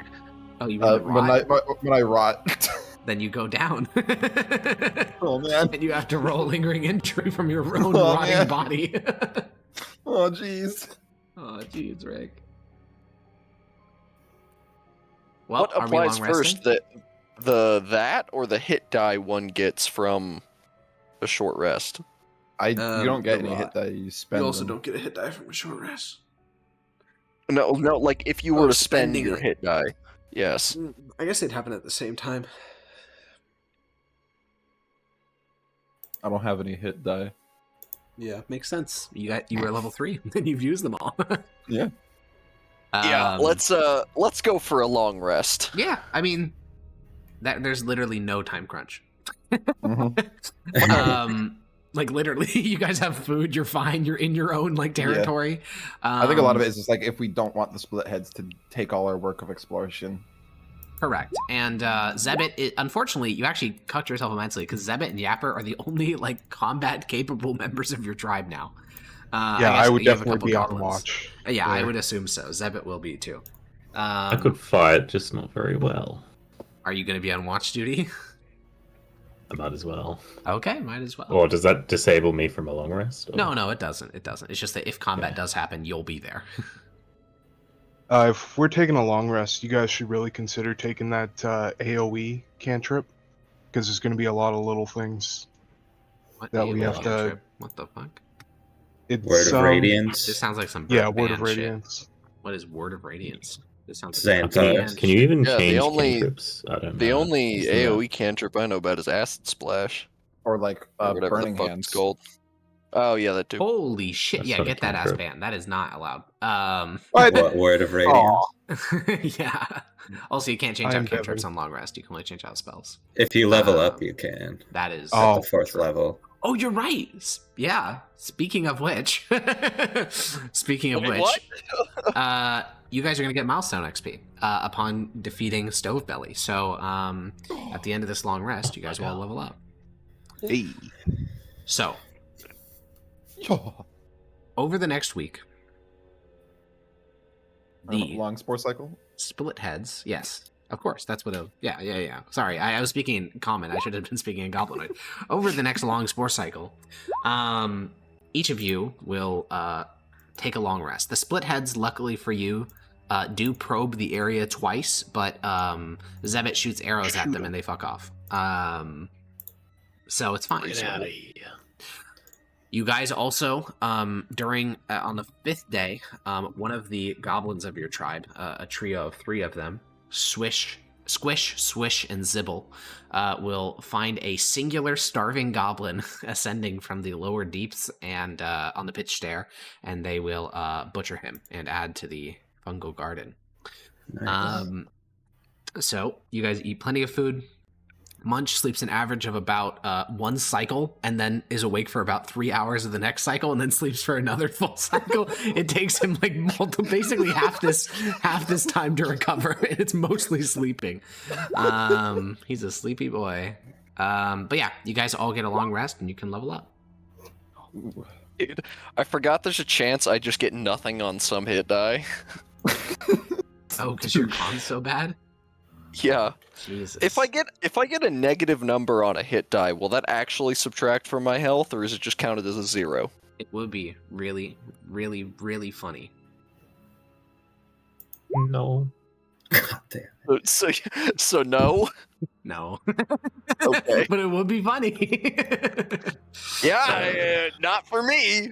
Especially not if the first one I got was a -1 and I'm at 1 HP. I think that'd be the first time in D&D anyone got You killed by a died of hit your own die. hit dice. Bro, rot maxed a bit too hard. So we are leveling up, to be clear, right? Yes. Yeah. Is that a natural 1 on your roll for HP? Jesus Christ. sure Jason, is. that's fucking horrible. All the hobgoblins get XP since they were in that They do. They all now have 13 max HP. Oh my god. Yeah. Oh, that's actually like Now they might significantly not better. instantly die from my channel divinity. That's fuck. Well, actually, didn't your proficiency bonus increase? Level 4? I don't think it does it? Oh, okay. I don't know. Does what it? the Oh, it might marks were. actually. I thought it was level 4 and then level 9, but I could be wrong. I don't remember. I'll check. pay I'm attention checking. to that shit. It's level 5, so for one more level, they'll be fine. I've been considering taking the Poisoner feat. Would I be able to get like 50 GP worth of materials? Oh, good heavens. What the poisoner feat is? Let me go give it a read. The hell's a GP? We don't have that. Literally. It's some magical. It is thing in actually fun. It Valros. is actually so funny how Magic in 5e operates by the invisible hand of the market. It's actually like insane. Mhm. Like, dude, you get fucking what's the guy? Wealth of Nations? Adam Smith? No, yeah, Adam Smith. You get Adam Smith in Valorous, and he's like, "Holy fuck! You're telling me the invisible hand is real? Like magically real? Holy!" I throw 50 Um, gold off a cliff, and suddenly this mushroom can make 3 things of poison. Literally. Did we get anything at 4th, or is it just Yeah, you can all, do poison. ASI? That's fine. It's just Right. ability, like ability improvement. Or feet, yeah. Yeah. I'm debating if I That's want good. a feat, but like the only feat that I like really want is like either tough or crusher, but I think Tough. crusher's banned. Tough goes insane. My other character just got it. It's yeah, crazy. no, I think Munch definitely needs it too. You are the only tank. Yeah. For now, Designated for now. Sponge. Yeah. One day Mardak Yeah. will be a Well, fellow tank, but he's not there. the yet. hard Wait, part watch is me I roll could- max HP here and Ready? become. I'm ready. I'm ready I for could. the lowest possible number. Average. No. Here's That's the above thing: average. is I either get tough or increase strength to 20. Mm. Hmm. I would always go strength, but A real I'm thonker. boring. Real know what? thonker. Think about this. Mhm. Munch hit. Munch ain't good. Consider This that. is true. This is true. Are there any feats that give like +1 to strength? Yeah, Crusher and Piercer Well, and I think all Crusher is banned because it's Tasha's. The default for Tasha's feats is indeed banned. Mhm. I don't think there's any that give strength except like There martial is, weapon athlete, proficiency or something I think is one. There we go. like that. that. Yeah. I don't think Weapon there's any good ones. Master. Athlete. Your climbing to the cost. Eric's, I don't want to read through feats. Is there anything that would be good for me? Yeah, an ability score improvement. Oh, I get another cantrip. Let's go. If you don't read feats, we that's do. the Yeah, that's right. the way to go.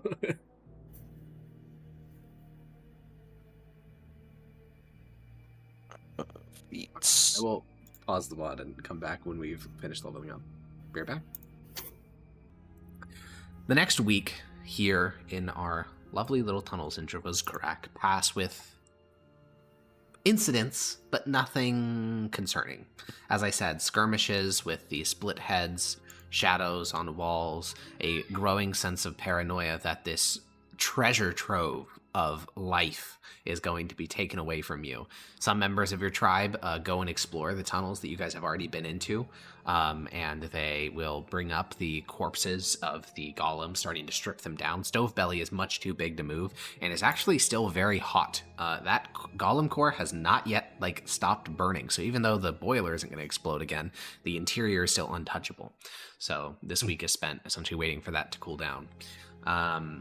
Also, on the 6th day of the long rest, near its end, there's traffic through the pitched air almost every single day, but on this particular day, there is a huge amount of traffic through the pitched air. And Zebit will report that one of your 3 trading partners, there are only 3 tribes you guys trade with that trust you not to eat them, those being the Venom Drinkers, the Hook Rats, there we go. The Venom Drinkers, the Hook Rats, and the Rattle Worms. Those are the 3 that trust you not to eat them. And today, the Hook Rats are in the pitched air.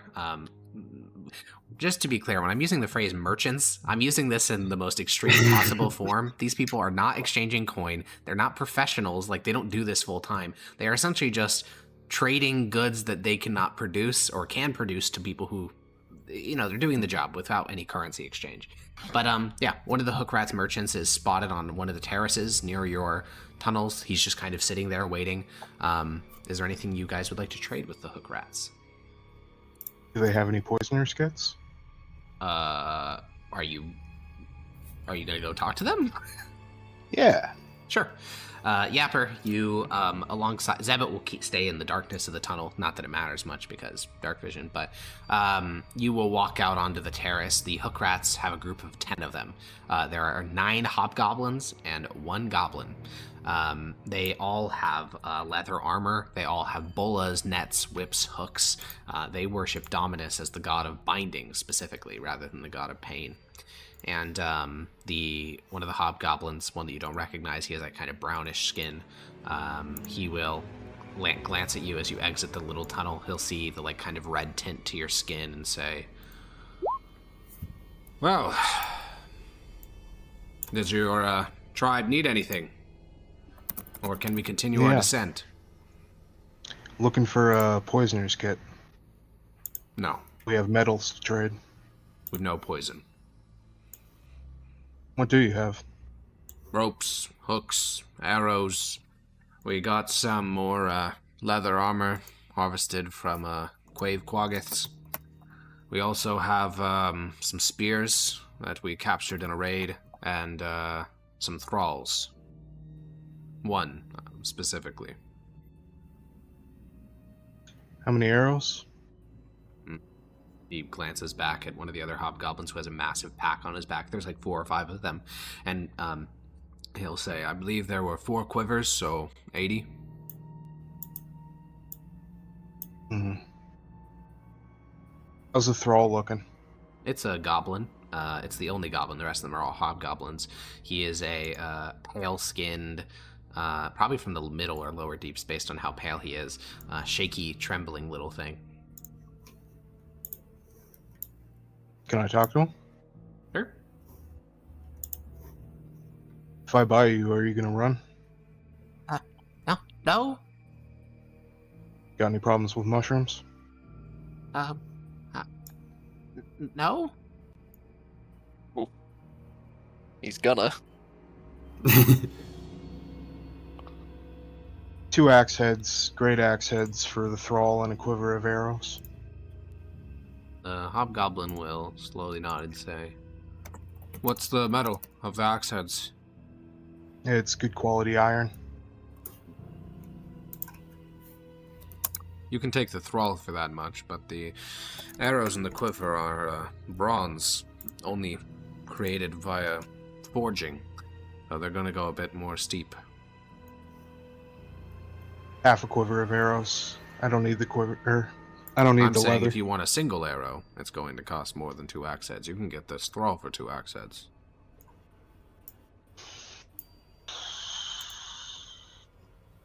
Give me the thrall and some food. You want Quaggith jerky? That's mostly what we brought with us. That'll do. Alright then. And he'll basically hand you the little leather cord that's tied around the goblin's neck. He'll then hand a small pouch of Quaggith jerky. You've never seen a Quaggith. You've never really asked what a Quaggith even is. You just know it's a creature that's domesticated on the upper levels. And they have leather. And you hand off the 2 iron axe heads. So -1 great axe, -1 axe head. Rip. Okay, cool. You have a thrall. What's the new goblin's name? It is traditional to rename a goblin when you purchase them. If you want, you could ask what the goblin's name is. No, we gotta give them through the psychedelic trip first. That is the most Yeah. the most common thing would be to just. Oh, is eradicate that their why we previous identity. bought him to Yeah. I kind of thought you recruit bought them, him add to them eat to him. the tribe. To be honest. Yeah, that's what I thought too. I thought it would Well, be I mean, more you of can bring a it back. I mean, this can be a council decision. like a group discussion, Yeah, whether we yeah, want to have to feed him or be fed by Yapper, him. you walk back to the tribe and you lead him through tunnels. You walk past Zebet, who gives you a nod, and you enter into the horticultural chamber where you spot Blam, and you will kind of tell him to go sit in like one of the alcoves, and you gather together, and Munch kind of Munch just sleeps in here for the last couple of days, eating mushrooms as they're finished germinating. That's like the corpulent bastard he is. And now all 5 of you or the other 4 of you are gathered around Munch, just laying on the ground, shoving mushrooms in his mouth. I'll wave some jerky under his nose to try and wake him up. Because that does smell like meat. Bird. Wake up. We have business to discuss, and I'll throw a piece of jerky in his mouth. He's like a bird. Doesn't chew.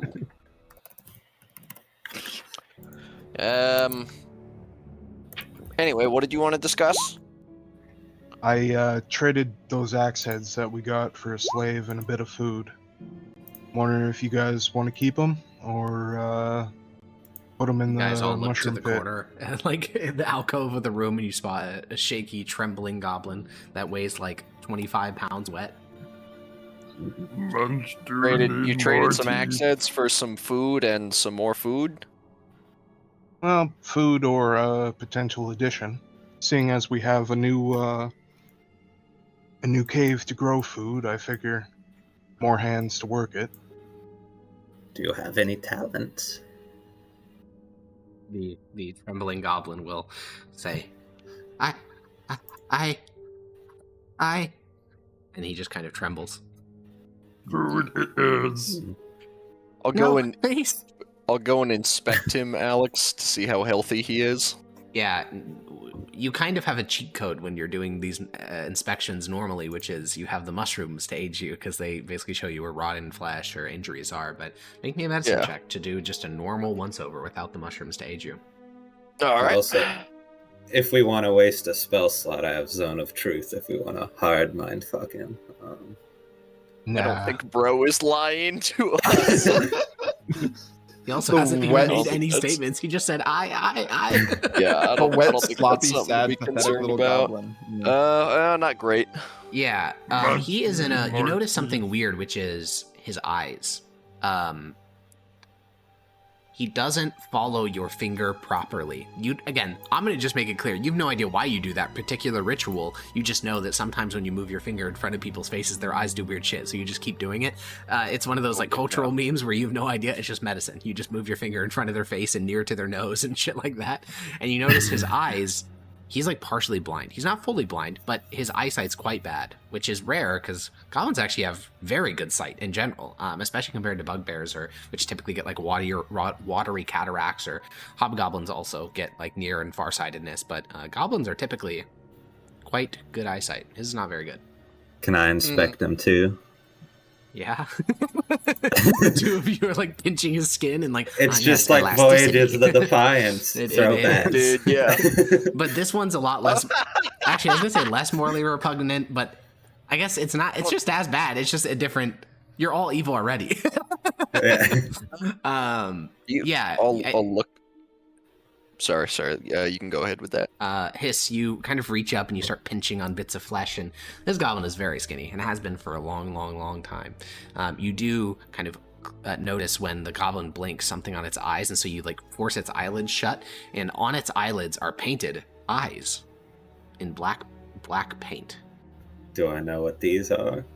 Not any tribe you know about.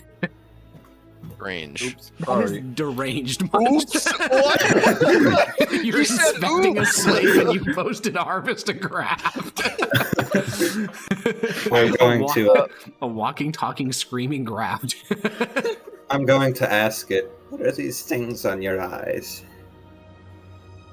They are, they're supposed to grant me visions from Unket. Do you have visions? You worship No. something respectable. Oh, well. How many does he have? What? How many Two. eyes do you have painted on him? I only have 2. The others of my tribe had more. Do any of you have light? Like the cantrip? No. We can Why see. would we need that?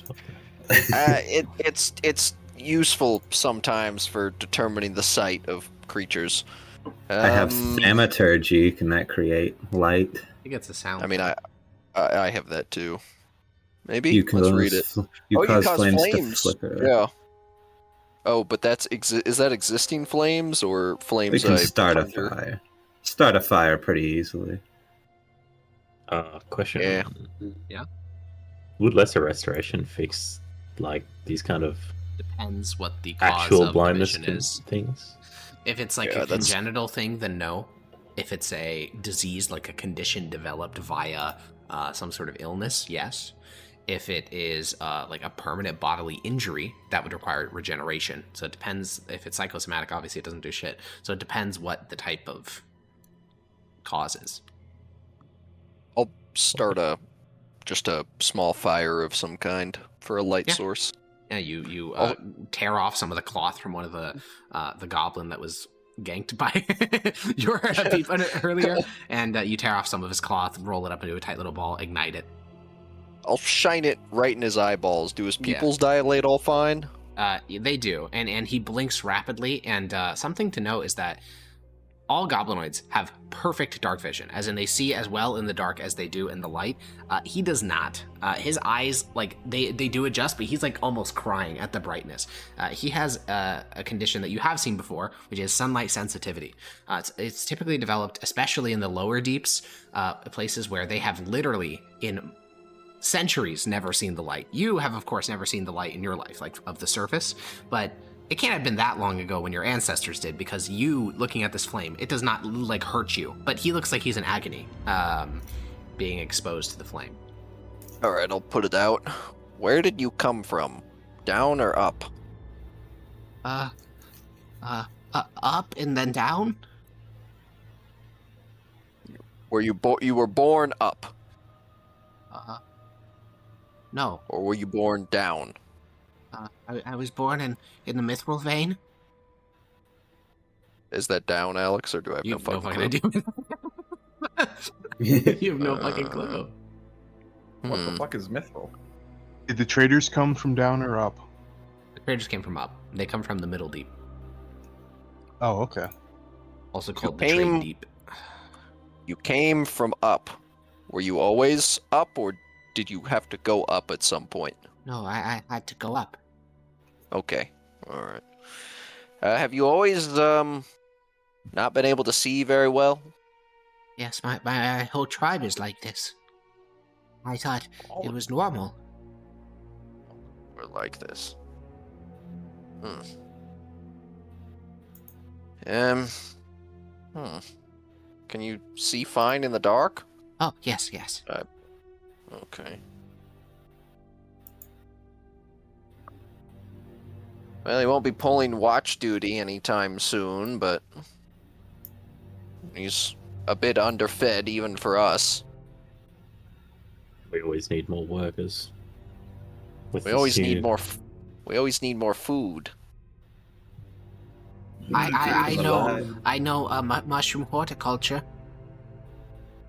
Well, that's useful. We wouldn't have to teach you. Well, we'd have to teach you a bit, but not as much.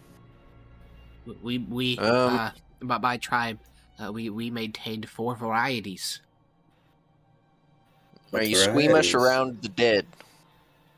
No, What varieties did you keep? silver cap, blue cap, speckled patch, and Adronis. Eric's. You know how fucking clue what he's talking about. Javus Karag is a really big place. Do you know how to procure any of these mushrooms? No. My tribe is very far. Hmm. One would imagine. You would have to go through 3 deeps. Well, I think we should keep him on a trial run, and he's You can very either- small. you could either Alright. sacrifice him later, or I can administer the ritual when the time Not comes. much meat on bone.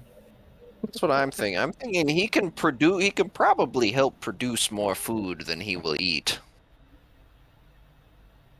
Welcome to the tribe, son. Not yet, but No? I'll keep him around for a moment. What do you call yourselves? We are the first. Ah. The first Well, one? The blood spores. Oh. there's no Blood point in spores. feeding him if he isn't one of us. We might as well do it right away.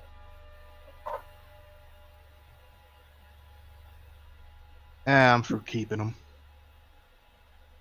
Hmm. Because if we're going to keep him, we keep him, and if we're not going to, we just make him useful right away. So if we're going to keep him, let's just get it done with. All right, I shall prepare the ritual. Excellent. You walk over to a special bowl of crimson fungus. This has been turned into a paste and then dried out. It's the same shit that makes entire days evaporate for Hiss, and is going to be granted to. Well, what name do you want to give this goblin? It is tradition to change the name. Hmm. What do you call yourself? I like whelp. Whelp is a good one. Welp. All right. Yeah, on the nose. Well, Do we tell them their name before or after? Or are they liable Um, to forget it if we tell them before? your tribe would most likely do it after, because you don't view them as a member of the tribe until they've undergone it. Okay. Alrighty. Well, the whelp is brought into the center of the horticultural room in the Garden of Bodies. True to his word, he does not seem particularly squeamish, though to be honest, you've never met a goblinoid that is. It's a very rare trait among goblinoids. And he'll eat the paste like rapidly. He is like a chronic type of malnourished. This is not like a recent thing. He's been malnourished his entire life. His joints are like kind of bony in their sockets, making him appear like gangly. He's shorter than the rest of you. I mean, goblins are already short, but he's like 2 foot. He's a really small goblin. And he will eat the paste, sit down, close his eyes, and begin to almost instantly whimper. Yeah. It varies a lot. Like when Munch did his, he almost ate someone. The reactions to the trip can vary considerably. Some scream that things are crawling beneath their flesh. Others are actually pretty chill and come out with like a divine revelation. But he just sits there for the better part. And to be clear, I'm gonna be like trying to brainwash him while he does it, like Yeah, holding yeah. up sigils to his face and playing with yeah. him and shit. Yeah. And you're showing him like putting him close to the bodies which have mushrooms growing from them and being like generations and mushrooms forever, blood spores forever. The worst trip sitter in the history of goblin dying. And What do you worship, Jackson? Uncat. Okay, alright, that's fine. He basically spends the next 12 hours just like whimpering on the floor, occasionally crying, and then going back to whimpering. He is a broken spirit. Perfect. Perfect. We don't have to feed him and he'll obey us. Kind of true. He is unfortunately one of We the have to more feed him at some stereotypical point. goblins that you've met. But yeah, with that and the acquisition of a new member of the tribe, your long rest comes to an end, and you're all leveled up. What would you guys like to do with this newfound week?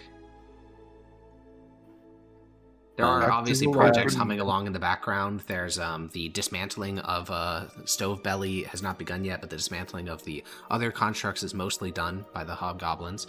Zebit is still doing constant patrols of your territory, keeping the split heads at a distance. He doesn't think they know what you found yet. But Do we I have would, access to the tunnels during this week, like the where we just cleared out? Yeah. I know we have like a verbal memorization system for like poetry or whatever. Could I memorize that map at all? That is definitely difficult because it does not correspond to actual tunnels. Like, I'm gonna show you an example. Actually, I mean, I'll just make this visual or verbal. You know how metro tunnel maps don't actually, like, they roughly correspond to actual geography, but they don't. Like, if you overlay the maps, they don't make any sense. I'll send like a really easy example of the DC metro system in the group chat for like Chowder or whatever. You can just Google this. This is how the Dwarvish mark their pipes. It is not like a strictly representative map. It is a map that is clear to them. And they are not using a visual system that makes sense to you. So it becomes... And also, you don't know these labels, because, like, tunnels that to you don't have a name, to them is, like, you know, Tunnel Nexus ZF24. That doesn't mean anything to you, and these tunnels don't have labels anymore. So I think that it is functionally going to be impossible to, like, both memorize the map and lay it over onto your understanding of the Middle Deeps. Okay. In that case, I want to learn how to work the control panel. Okay. That is doable. There are going to be some fuck-ups. So, we'll need an Arcana check. Okay. One moment.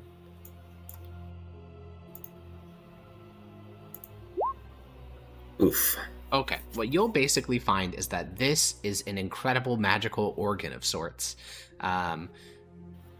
There are 5 valves, gauges specifically, inside of that large central control chamber, and clearly the dwarves had some mechanism of shifting pipes that were not connected to those gauges to being connected to those gauges and taking the ones currently connected to them and switching them off. You have no idea how the dwarves did this. They were magical. They are powerful arcanists.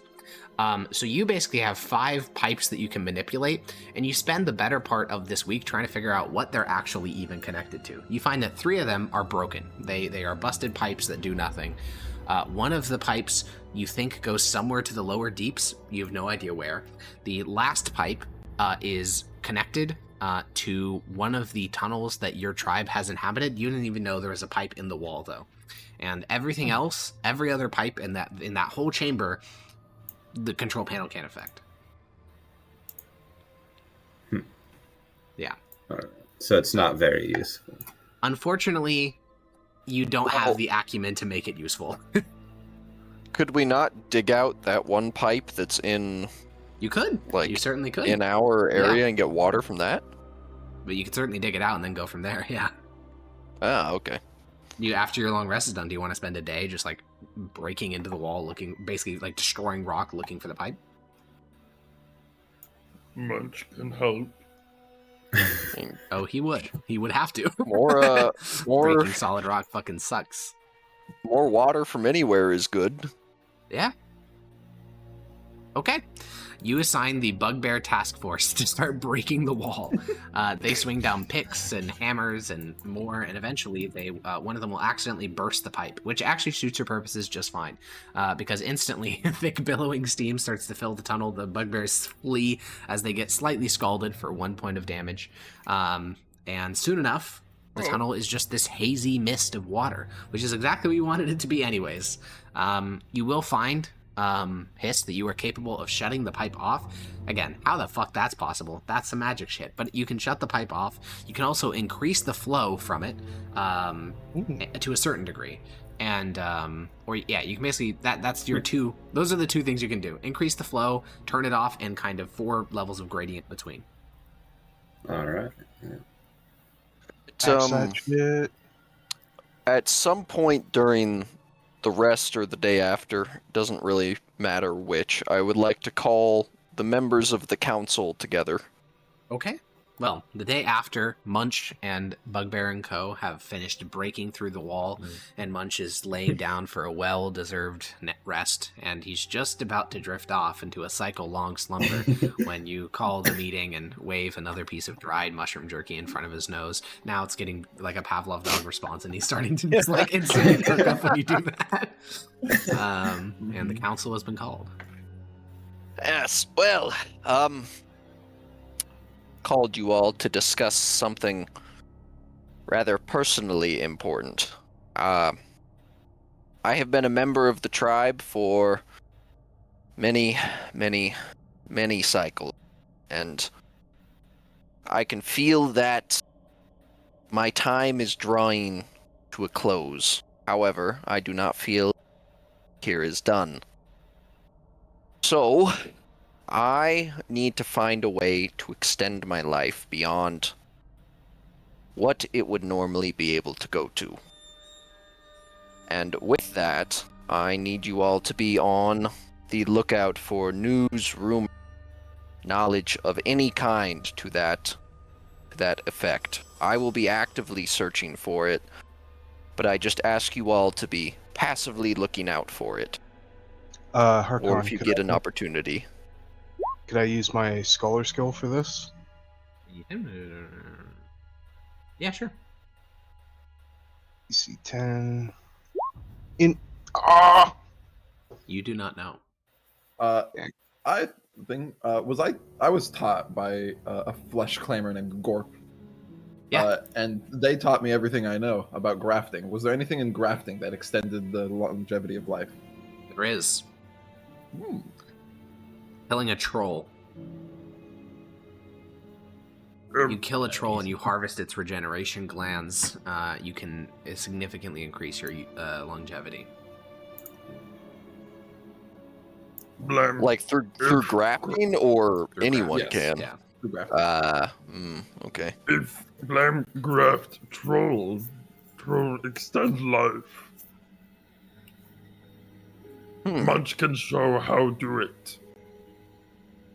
You can teach me how to graft? Yes. Very painful. Very weird. One would imagine. But Blam can you- can graft. Can you graft on him? No. I see. Alex, could I multi-class into like one level of that No, and then have to be basic? 3 levels. Oh, I see. Because you're going to fighter and you need that. Yep, and then you need to get to fighter subclass. Also, I see. troll grafts require all grafts require constant maintenance. They're not like you get the graft and then you're done. It instantly starts rotting the moment you put it on your body. Yeah. You guys have seen me like cut off like after both of these like adventures in the dungeon. You guys watch as I like cut off bits of rotted. Yeah, he flesh removed that his I have. fucking teeth. Yeah, I removed my teeth. His little alcove inside of your tunnels is filled with like little bits of his own body that he's like removed or added on, or yeah. And do you know how long this graft lasts, Munch? Not long. Constant fixing rot. But can be kept. Wait, then how does... Flesh keep rotting. Me, You would Munch, need- keep fixing. So one would need to kill trolls constantly No, to make this just work. endure the rot. Endure the rot? Yes. Rot hurt. Rot kill. Slowly.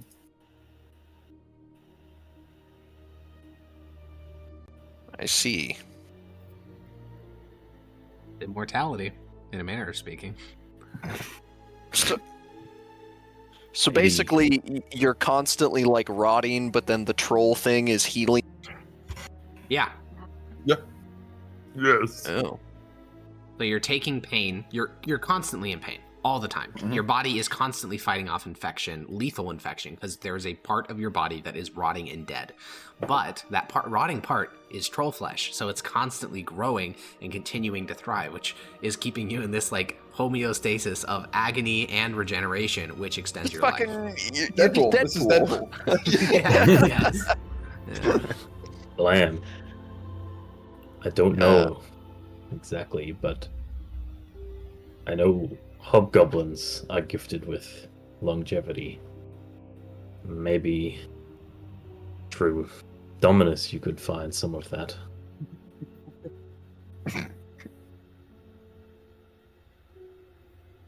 I have lived many generations of goblins and bugbears.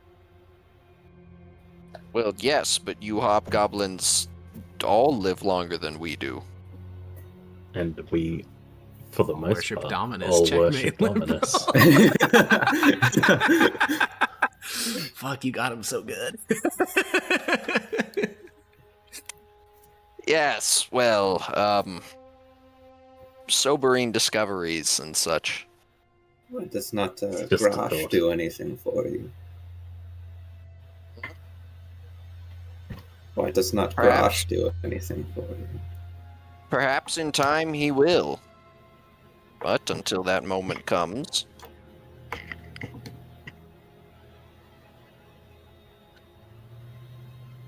yes, well, I'll let you all get back to whatever it is you were doing. I appreciate your time. Yeah. Munch will keep eye out for troll. Thank you, Munch. There are trolls in Dravoskarag, it is known. Though they're also fucking nightmarish to the average goblinoid. They're really strong. Yeah, so you guys, the day was mostly spent breaking the rock to get access to the pipe. And as the cycle is winding down, Munch is, halfway into his immense slumber. The rest of you are starting to wind down. Blam, you are finally in your alcove. You don't spend much time in your alcove. You, when you were far younger, smeared the walls with blood in a offering to Grosh, and it just kind of smells a bit funky sometimes. There's not even mushrooms that grow here; it just kind of smells funky. But Flick will walk to the edge of your alcove and say, Lamb, I and a couple of others were exploring the golem place, and we found a trapdoor. A trap door? Yes. Like in the floor? Yes. Huh. Was it hot? No. No. They Belch wanted to open it, but I said that was foolish.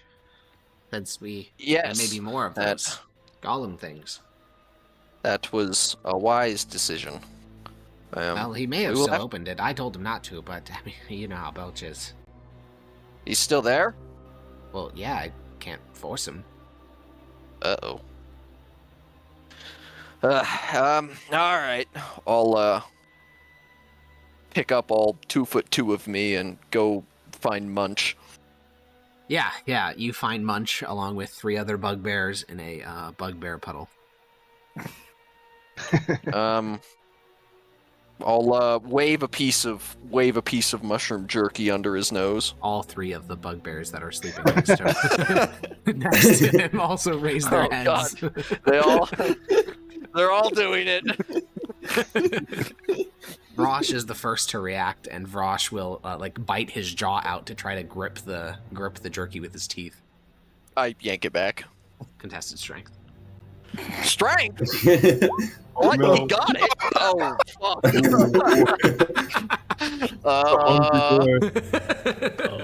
There might be a lost hand here.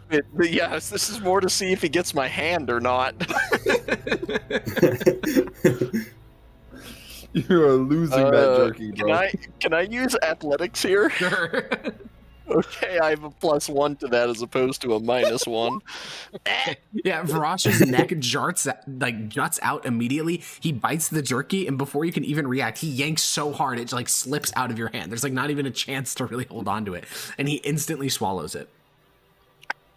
I'll whap him on the head with the small cane I walk around with. He bares his teeth. I wasn't for you. Food. Is Munch awake? Or did Yeah, he? they're all Oh, awake. okay. Go back to sleep, you three. Duh. I don't know why we keep you around. I'll try and like go back to sleep. No, not you, Munch. Oh my, get up. Yeah, the limbs, the furred limbs start to slowly disentangle, and Rosh will reach out a long, a hand that could easily palm your entire head. He'll reach the hand out and start to move towards your waist where you have more of the mushroom strips. I'll grab his wrist. His immense Are you wrist is familiar- bigger than your head. Yep. Okay. Are you familiar with inflict wounds, Grosh? Lower fangs, trying to look tough, and his little claw will kind of waggle a little bit.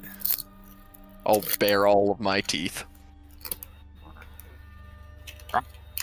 I will stand as I'm walking past, just like pick Blam up and just like walk away. Yeah, the all tension phase, you just hoist him up and walk away. Don't Put me bother down, you yourself. ignoramus! Don't bother yourself with Rush. Ugh. And I'll set Blam down. Yeah. What was the name of the one who was fucking with the trapdoor Belch. that was still down there? Belch. Belch and, oh fuck, Zip? Was that his name? I believe so. Zibble. Belch and Zip. Zibble. Belch and Zibble found a trapdoor. Belch is still down there. He may have opened it. I think we have to go get him. Okay. Alright. More food? Maybe? Probably not, but maybe. The slight prospect of that, my mouth's already watering even more. That was easy. Yeah, you go and find Hiss is pretty easy to find. Yapper and Mardak are both on watch outside of the tunnel, so also pretty easy to find. You see Yapper and Mardak are sitting on a stone. Mardak was in the process of talking about Dominus as the three of you walk down the tunnel. There's no horrifying sounds of screaming agony coming from inside of the golem tunnel, so that's a good sign. Well, that's either good or very bad. Yeah, also Mardak and Yapper, you guys are both already informed by Zibble that Belch found a trapdoor, but you decided to wait for the other three on the off chance there was another nightmarish golem in there. Which there will be. Yeah, and if Belch wants to choose to fight one of those, let him do it. It was your thought process. Yeah. Worst case scenario, he dies and you have more food. So, Well, Could I worst case get scenario, if he died, more he's arrows? Gone and there's no food. from what? Throughout the week of just people making them? You're right. There wasn't many other processes that they were busy with. Yeah, you can add so there'd be time to process a whole pound of copper. So remove one of your pounds of copper from the first gobbo ambush and add the equivalent of 1 pound of arrows. I don't know how many that is. That would be 20. There you go. But yeah, Yapper and Mardak can stand as Munch, Blam, and Hiss join you guys at the entrance to the golem tunnel. Right. Let's go find this trap door. Yeah. The only direction I shall give is that Zibble said it was in the sleepy place. Oh, the sleepy place? Derp. The beds was something. Yeah, where I jumped on. Oh yeah, the bed. Yeah. Let's head there, I guess. Well, go ye forth. Map. Oh, Mappa. Mappa. Uh-oh. Where did I don't know where I ended up. Oh, I know you. You're in the fucking He's in back the void. rooms. Bro went into the fucking void between walls. Is Belch here? No, he's not.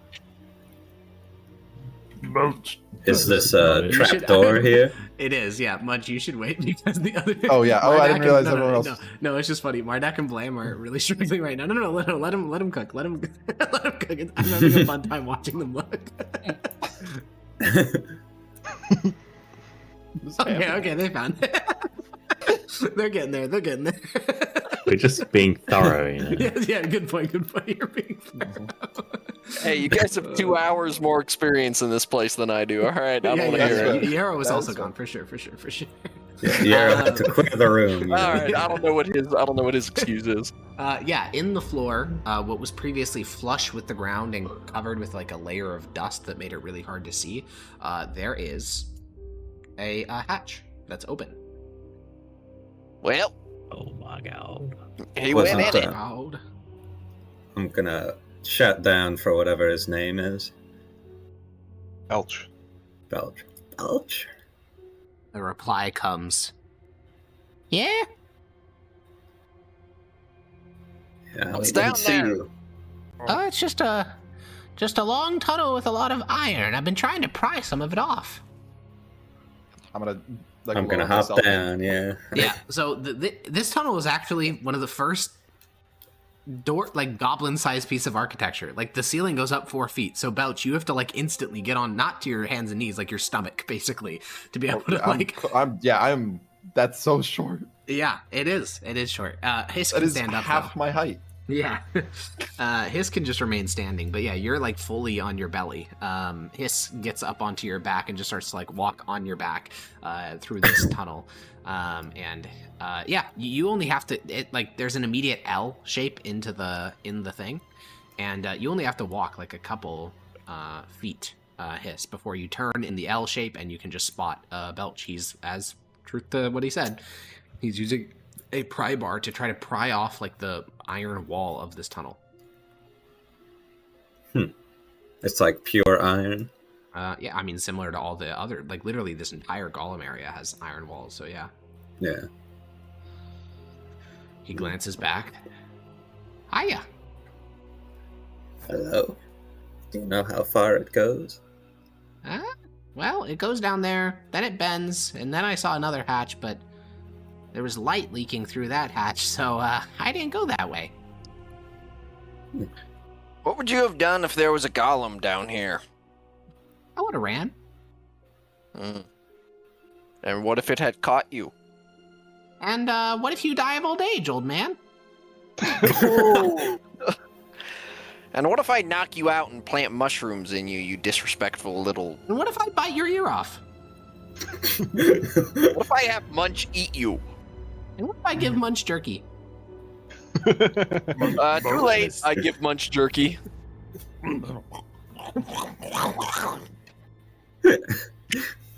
Belch will slowly lower his pry bar and say, well, I guess you're gonna go inspect it. Feel free to squeeze on past. Youth these days.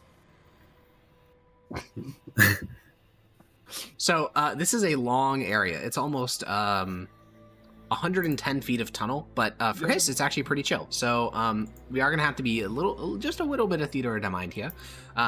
Hiss, Yapper, Blam, the three of you can just walk, like, full height through this tunnel, walk past Belch. It's not a big deal. Munch, you get onto your belly and start to crawl. Belch will walk, like, on your back, almost like treadmill style. As you're crawling past him, he'll, like, walk on your back to maintain in the same position. Mardak is a bit easier. He can just kind of, like, crouch walk through this space. But sure enough, there's another L in the tunnel, so you're doing, like, a U-shape overall. And at the end of that, there is another hatch. However, that one, opposite direction, but yes, same good idea, Xander. But at the end of that tunnel, there is another hatch, but as he said, orange yellowish light leaks through the hatch. Like, it's clear that in this room, whatever it leads into, there's a lot of light. Is it hot? You walk over, touch it. No, actually, it's not hot. Shall we go in? I don't know what else we would do. I will open it. All right, you open it, and I will move your token to that area. The room Where the hell is beyond that area? Here it is. Yeah, here. You ascend into a chamber of hot iron and copper filigree, where a vast obsidian pane reveals the magma pool beyond. The molten surface churns like liquid, but not like liquid, but like the hide of something breathing. You've seen this magma pool before. There's just an area of the Middle Deeps that is just a giant magma pool, And that's it. That just is what it is. But this is looking at it from the top down, like almost directly looking down onto it. You've always seen it from the surface, but being this elevated high up, the molten churn looks otherworldly. At irregular intervals, a bubble in the magma will pop, and for the briefest moment, you can see a dark silhouette in the depths of the magma pool, which again, from the surface, you'd never be able to look straight down and see that. Some kind of This whole golem. room's also at a slant. It's at like a 5-degree slant downward. Downwards towards the left, Yeah, downwards towards the left. and that's the magma, despite Yeah. being blue. Yeah, and these two, well, that's not the magma, that's the window that looks onto the magma. That's the obsidian pane. These two are dwarvish terminals, and on the back wall, there are 3 desks covered with drafting supplies. Drafting supplies. Yeah. Who's gonna climb up after Hiss? I'll go. Okay. Bingo. I will be going last because I can't fit. Yeah. I will. I will begin observing the terminals with my new terminal experience. Ah, Arcana. Arcana. No momento. Yeah, excellent. Oh. All right. So Hiss is the first to get in and get comfortable. You hop up onto one of the dwarvish-sized stools. You barely fit on it. You reach out your little arms and start to tap random buttons on the terminal, waiting for something to happen, and nothing does. However, you do see that inside of one of the, like, basically in a notch on the left-hand side of the terminal, there's like, it's like a fork, but it's not sharp. Just sitting on like the terminal, basically. What do you mean? Is it similar to the wand we saw before? No, it's not. It's not. I mean, it is, I guess, vaguely similar, but no, it's like a fork, but it's not sharp. I set that Does it example have in the general tongs? chat. It does have tongs. Yeah, it has 2 tines. It has a handle, but there's no like spiky bits on the end. Huh. I'll like play with it a bit. Yeah, you like hit it against your hand, and it starts to resonate at a certain frequency. Ooh, I'm gonna hit it harder. It goes boom, and then it holds that note for like 30 seconds straight. Oh.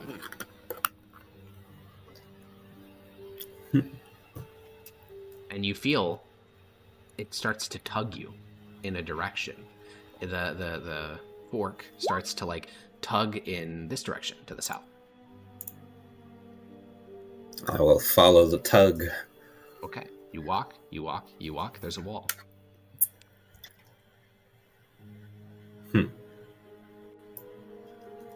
Might go to the place where we fought the big golem.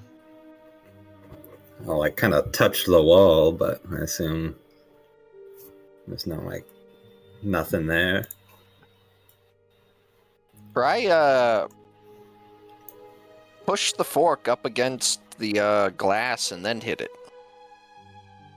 I will try that. Yeah. You strike it against the glass. The entire window kind of starts to resonate for a second, and then it stops, which is deeply concerning because you're not that far off the magma. But yeah, then the thing itself continues to hum audibly. It hasn't actually stopped since you initially hit it. Is there another fork on the other panel? No.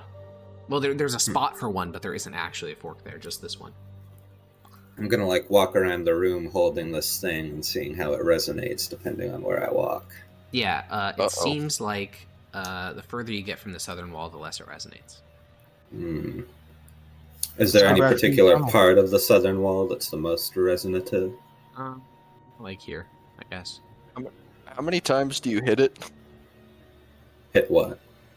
The fork. Well, if it stops like buzzing, I'll hit it again. Which but... it hasn't. It's been input. Yeah. Okay, The initial alright. thing seemed to kick off. Endless resonance. What are these D100s you're rolling? I don't know. See if it pops my brain aneurysm. Oh, God.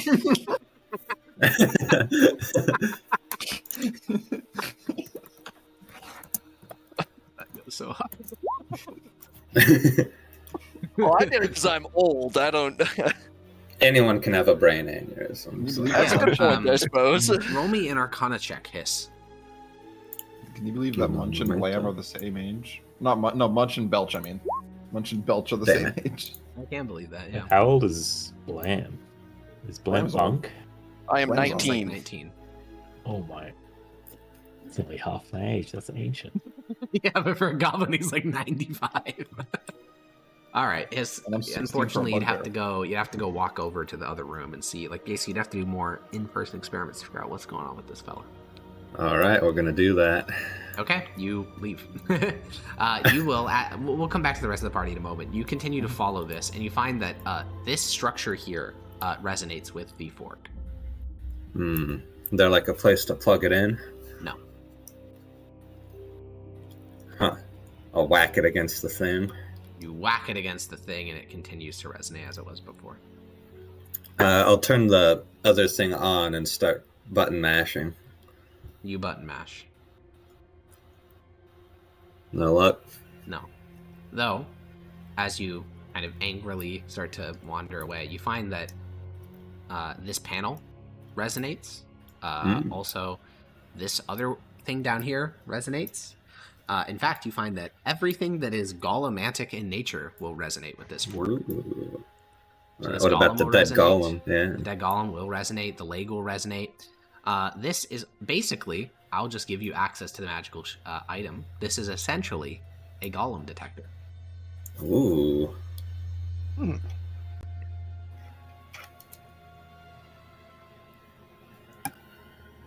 Oh, So, God. for the rest of the Magic party, item. oh yeah, true, first magical item, Pog. For the rest of the party, Hiss leaves, following the resonance of this little fork. And you can look down onto this magma pool beneath you, and you can see that there is something in this magma pool at its center, kind of like a silhouette of a humanoid-esque shape, but it's quite large. On the back wall, there are compass-like tools, tuning calipers, collapsed brass rigs, reams upon reams of dwarvish paper, and then on the wall, there's this massive schematic, the only one that's still intact, because again, schematics are typically varnished heavily. In bold dwarvish text, because I think we have Mardak here who could actually read dwarvish, it reads, Project Ragnaron's Vengeance. Beneath, it outlines a schematic for a crane, which would essentially reach into this magma pool and extract the mithril golem inside. It gives very detailed schematics of what the mithril golem looks like, what the crane would need to be out of, the heat tolerances, the weight tolerances. This was essentially a recovery effort for a mithril golem. Even these guys couldn't make mithril golems? Seems like not. Yeah. Not this one, anyway. They made Stovebelly. Yeah. And the Dreckhammer. Well, they haven't made the Dreckhammer yet, but... But not a mithril one. If only we could go in and get it. Well, there is a whole schematic there. You just need, Mardak can start to read out some of the materials. You just need 1,200 steel rivets. You just need 3,000 arc welder. Like, none of this shit is, you're like, what the fuck is this shit? What's an bro? arc welder? You need scaffolding. You need, resonance engineers. You need golem dancers. They also give an estimated cost, which, I mean, that means nothing to you, but they estimate the recovery cost at 15,000 dwarvish guilders.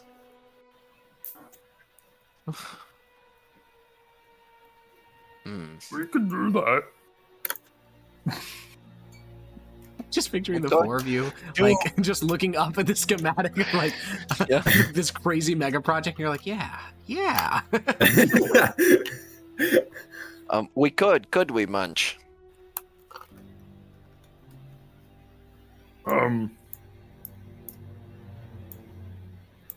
Maybe. Yeah, hold on. Let me see here. You don't happen to have any 5,000-pound rated block and tackle, do you? Munch could find it. Oh, you could find it, could you?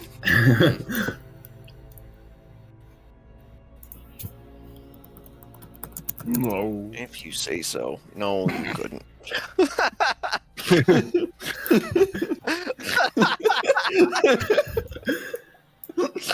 Hey, bro, you got any acetylene on you by chance? Do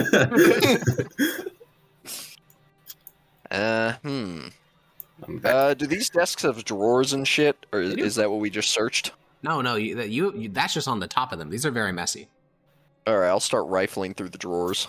Yeah, the bulk of the drawers seems to be dedicated to more of this kind of like office supplies. In one of them, though, you find another schematic. The previous one is basically Project like Ragnar's Vengeance. It's about the recovery of the item. In this one, you find Project Downfall. Project Downfall. This one takes a bit of effort actually, like because you can't read Dwarvish, right? Yeah. Oh, you can. Okay. So with Mardak's assistance and kind of when Hiss returns, getting a bit of Hiss's thoughts, the schema here was essentially overload the Mithril Golem and make it detonate. That is not that crazy. That's like, okay, sure. What takes a bit of understanding is what the scale of the detonation would be, because the units they give are not goblinoid units. You don't know what these mean. And then one of them mentions that the third deep would be liquefied. And you're like, what the fuck is the third deep? Like, that doesn't... What is the third deep? And I would like someone in the party to make a history check. Does anyone know what the third deep is in what the dwarves would call the third deep? Because obviously you call just one of us, or can multiple anyone in the party can roll it. I think even Munch may know this. This is just a random obscure piece of trivia about the dwarvish naming system for the different deeps. Okay, someone knows. Someone knows. It is Hiss, which honestly tracks, because Hiss is like the Dwarfaboo.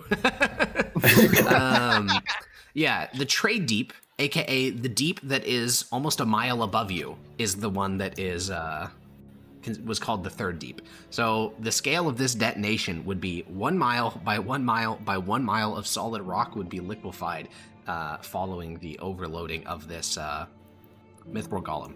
And the procedure they give is horrifically simple. You essentially drop a dwarf into the magma pool and with some fire resistance, and they survive just long enough to crack the rune. And that should lead to a cascade failure and detonation. And that would destroy the deep above us? It would destroy you, and the deep above you, and the deep below you. And why would they want to do this? Well, it was called Project Downfall, so it definitely seemed to be a last resort. Oh, they're not here, and, well, this isn't liquid, so presumably something went wrong. Yeah, and you can continue your search through the drawers, and I think, this is a group effort. This also takes several hours. Munch falls back asleep, and what you find is that this outpost was probably not here very long. You don't know the Dwarvish dating system. That is actually archaic. Like, that is just too complicated. But you go through all these schematics, and you find that the initial schematics they were producing was like, okay, here's how we can make golems for cheap with like worse materials, essentially. Like, we need to make golems, here's how to do it for cheap. So they were already desperate, but they weren't that desperate. Then they get stuff like, okay, here's how to scrap a golem and turn it into 2 new golems, or here's how to recover a mithril golem from the bottom of a magma pool, or here's how you take a single big golem and break it up into like 40 little mite-sized golems. But then they start to get real desperate. It's like, here's how we nuke a golem and destroy the entirety of the lower holds. Here's how we make self-detonating golems that kill every person that just attacked them. Here's how I make suicide golems. And it's like a very obvious progression of like, they were getting really, really, really fucking desperate.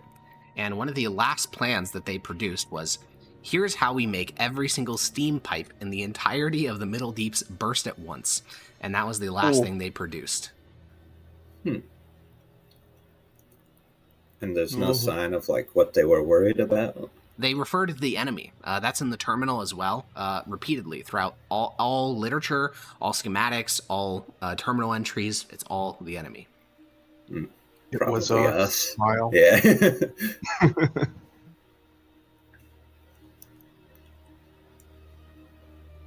We were the first. This is true. That would make sense. Do we have... More specifically? Was the grudgeoning a thing these dwarves did? Not in your oral histories. You've never heard of that before. All right. Cool, alright. What exactly do we believe about these dwarves? That they're creators? I've kind of left your decision up to you. It differs on tribe very severely. For example, the Crown Lickers believe that, dwarves were goblins, that they were an ancient precursor race of goblins, and you now live in the ruins of their genius. There are other tribes which believe the dwarves were a evil, cruel race, as evidenced by their vicious technologies, and you exterminated them in a battle of wills. There are others who believe that the creators were born in the same generation as your 3 ancestor gods, and that Anket, Grosh, and Dominus ate them, and then gave their former lands to you. Almost all explanations involve the Triumvirate in one way or another because, they're your founders. But anything beyond that is myth and legend, and you guys could have whatever myth you wanted, basically. But at the bottom of that magma pool is a 20-foot golem made out of mithril that was viewed as a potentially war-changing tool. Yeah, they just have the Tsar Bomba buried in fucking magma down there. Well, the magma is created because the Tsar Bomba is putting off that much heat. It's the origin point of the magma pool. Yeah. Oh, good God! So they don't even have Tsar Bomba down there. It's just Chernobyl. Yeah, that's a much more they have the elephant's foot. That's a much more accurate description because they have no control over it.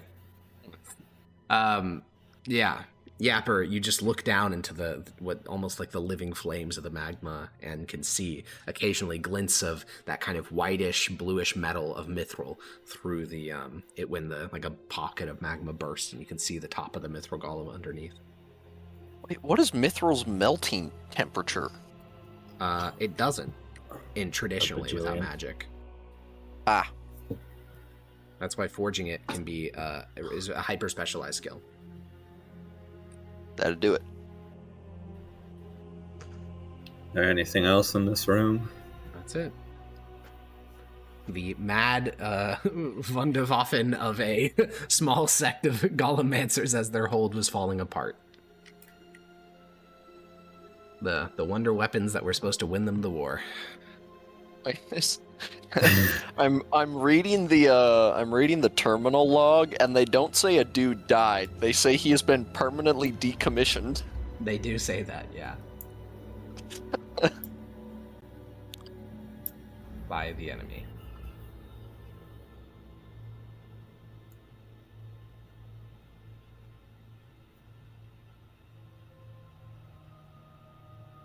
Mardak, what do you think the dwarves were?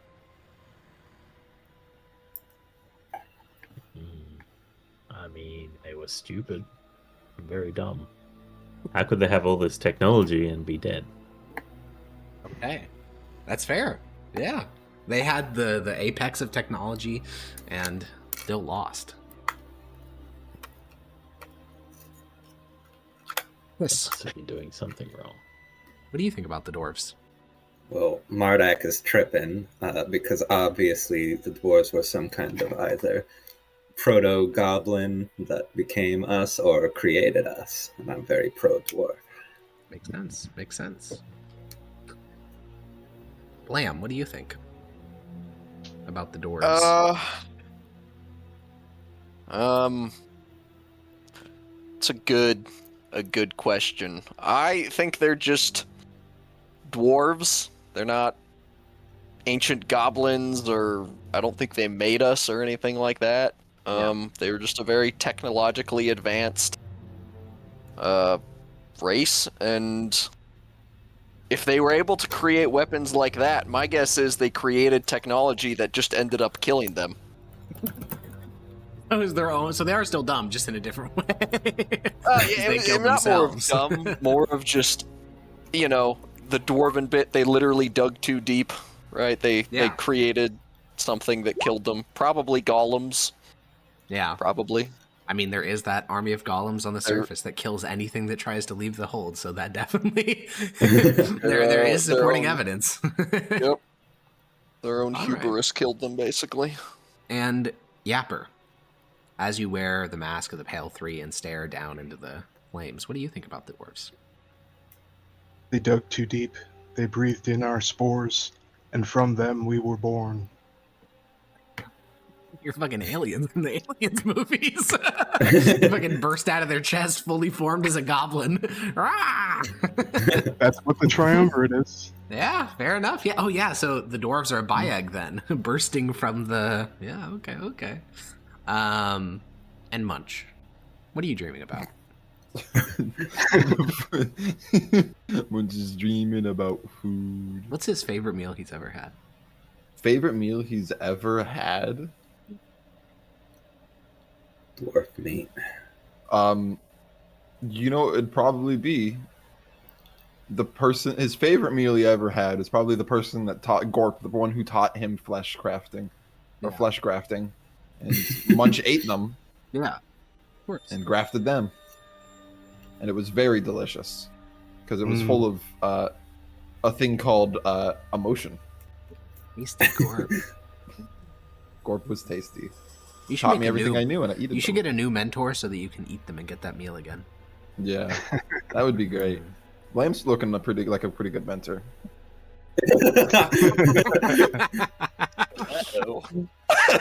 Uh-oh. Let me teach you this flesh crafting. I wonder Or what. maybe if Munch ever teaches Blam flesh grafting, Maybe Munch will I'm be gonna happy. eat you. Maybe. Well, you guys can make your way back. I assume you think the yeah. Can we check out the Bernie room? Sure. Seems to be the only place left. What's your plan to get around Bernie? I guess we're gonna soak ourselves as much as we can in water, and I would like to wrap up my crowbar in a wet cloth and kind of lodge it in the middle of the tourney tool. Okay. And since I'm a weak little goblin, I will let Munch turn it. Yeah, Munch, make a strength check. Just Give strength him on athletics. guidance. Yeah. I'll give him guidance too. Great, you can add a Okay, with a D4. D4 on that, yeah.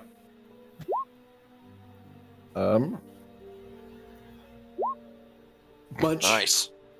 you push yourself to the limit of goblin abilities. This door is welded shut.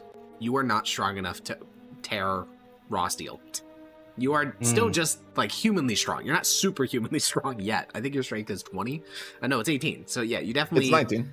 19. Okay, sorry, my bad. This is beyond your abilities. This is beyond the abilities of any goblinoid that is not like crazy inhumanly powerful. It's a welded shut steel door. All right, we're not getting in there. Maybe later. Maybe when you get some ability Maybe, to. Well, do we want to look around for more trapdoors before we leave? Certainly good. Certainly good. use That's a good idea. use stove golem core and melt door. Oh, can we use the blew tuning up. fork to see if there's anything in there? Hiss. You hold up your tuning fork, and the only direction it points you is back towards STOVEBELLY and the rest of the laboratory. That was close. Rolls a 1. Fucking dies. Basically, yeah. Oh, man. Let's roll a pulmonary embolism check. Yeah, I mean, we can search for some trapdoors. Let's get a party-wide investigation check. Also, your goblins are going to be starting to inhabit this place, so they'll be searching for doors on their own, right? What the fuck was that? Munch goes back to bed. A -1 +1? It was still guidance. Munch finds his own sleepy Youngshmies. It's a lot of ones. Yeah. Yeah, Yapper, Hiss, Blam, you search over every square inch, and you find, well, who would find it? It'd be Blam, because he got the highest. Blam, No, I did. I got 22 would he not with also do 1d4? guidance. Yeah. Oh, well, roll 1d4, Blam. Get oh, fucked. he did get the. Blam, while you're searching, also the bedroom, again, you find that on the wall there's a steel hatch, again, flush with the wall, no handle, nothing. The only reason you find it is because you find a small seam, and you try multiple different mechanisms to open it, and eventually you just press onto it, and it pops outward. And inside you see a very, very weird device. It's like, it has like a handle, it has like a circular thing, and then it has like a long, like a rod. Yeah. All right. It's that this red thing over here. No. That's the actual trapdoor. You just find a little one in the wall. I'm gonna send an image in general of what the thing that you found looks like. Oh, okay. Oh. How would you describe that, Ethan?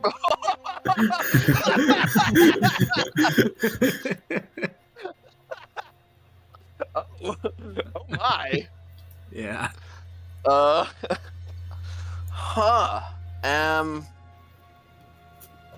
It's a grip, like a circular thingy, and then like a. Well, yeah, it clearly has a grip and then a little thing meant to. You're supposed to pull. Yeah, it's definitely too big for your hand. It fit Mardek a lot better. He's can I hold it? Can I get it in both hands though? Oh yeah, for sure. It's not that big. It's a snub one, so. Okay. So just for Melibaz, it's an object with it's like a handheld thing with like a trigger and like a hammer and like a cylinder and it's a gun.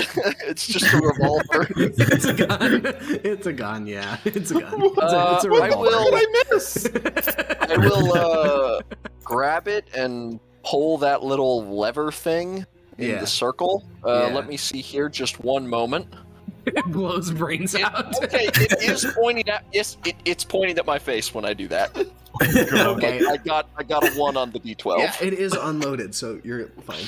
Oh, okay, all right, cool. Wait, what? Hold on, where did we find this? I found it upstairs in trapdoor number 2. In the bed chamber. What's it made out of? Steel. Oh, okay, that's kind of useful. The grip is also steel, so it doesn't have a nice plastic grip. You can't ask everything of the dwarves. Kind of looks like a hammer if you hold it by the. True, actually. Oh yeah. And use the handle. It does. It's steel too, so. Inside of the same lockbox, there is a small little collection of like green paper, and there is also 7 little cylinders that look like they fit in the cylinders of the device. Oh, these fit in here. I'll stick 1 or 2 in. Yeah. Huh. I wonder. Well, you all know what's coming. Obviously. Let's see if I'm okay. It's not pointing at my face this time.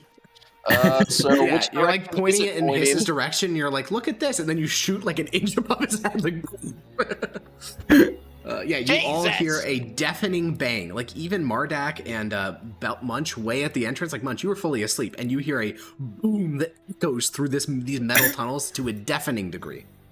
Am I like deaf? Yeah, I mean literally yes for a couple of seconds. Yeah, it is insanely loud. Why am I being moved? I'm sleeping. All right, and then I go and a gunshot. Oh my god! Can we even locate this? It just happens from all around us. Yeah, I guess it would just echo, but then you hear Blam and Hiss going. Mwah. And Blam is just holding a smoking apparatus. Huh. Well, that's. I'll open the. I mean, I'm gonna use just terminology here. Yeah, because it's just easier that way. I open the cylinder. Yeah, and the soul, the cartridge of the other one falls out. I look at the cartridge. I compare the two, the not spent one and the spent one. You see the tip is missing and the interior is empty. Do I see a hole in the wall? You see a crumbled bullet where it hit the hardened steel. These are thick-ass steel walls. I'll bring the crumpled bullet back to compare. It's really to the fucking other hot. You're like tossing it between your hands. Munch. Huh. Blam has new magic. He has a new spell. Is Bromley! He is intriguing. Fireball. Bromley! Magic! Oh, I think I just have power. I have power word kill all of a sudden. Yeah, Except the word is just. Do we have 5 cylinders left? Was You have it? 6 cylinders left. It came with 7. And what are these little green papers? Yeah, you open them up. Each of them, in Dwarvish, it'll say "Promissory Note of the Bank of Throdcrack," and they're all for denominations of 200 Dwarvish guilders. Mm-mm.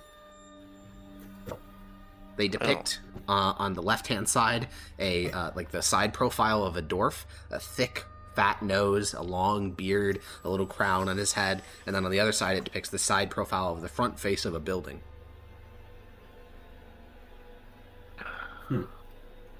Could burn them. Well, They might be burnable. Good They kindling. don't say anything else on them. Any like serial number? I mean, they say a lot of things. Let me give you some. Let me find my little handout. One moment. The Federal Reserve System. They say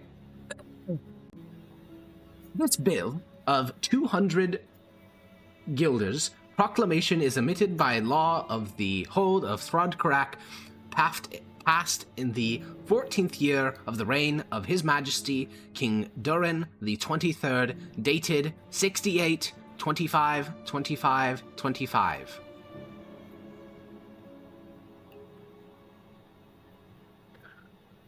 And there are about 8 of those.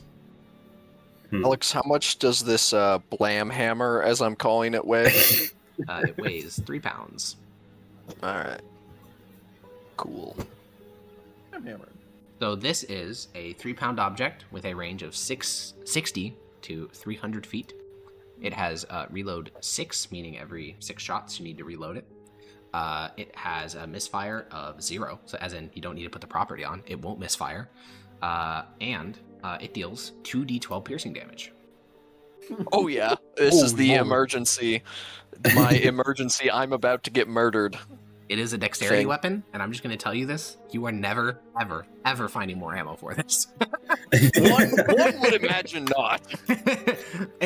Just like the odds are incredibly low. We have a Um, gun. We are goblins with a fucking gun. I have a gun. Oh, man. Thaddeus quivering in his boots right now. Yeah, dude. Bro's been trying to make something like this for his entire life. A bunch Could've of been born a goblins dwarf, just bozo. found one. All right. Well, you have a gun. I do have a gun. A dwarf Yes, revolver. I'm Wham going to hammer. assume that I am not proficient. No, you are not proficient in firearms. Or the shot. Oh, that's really funny. Crossbow's the the same thing. Alright, and the damage. You said 2d12? 2d12, yeah. Good lord. The dwarves knew a thing or two about ballistics.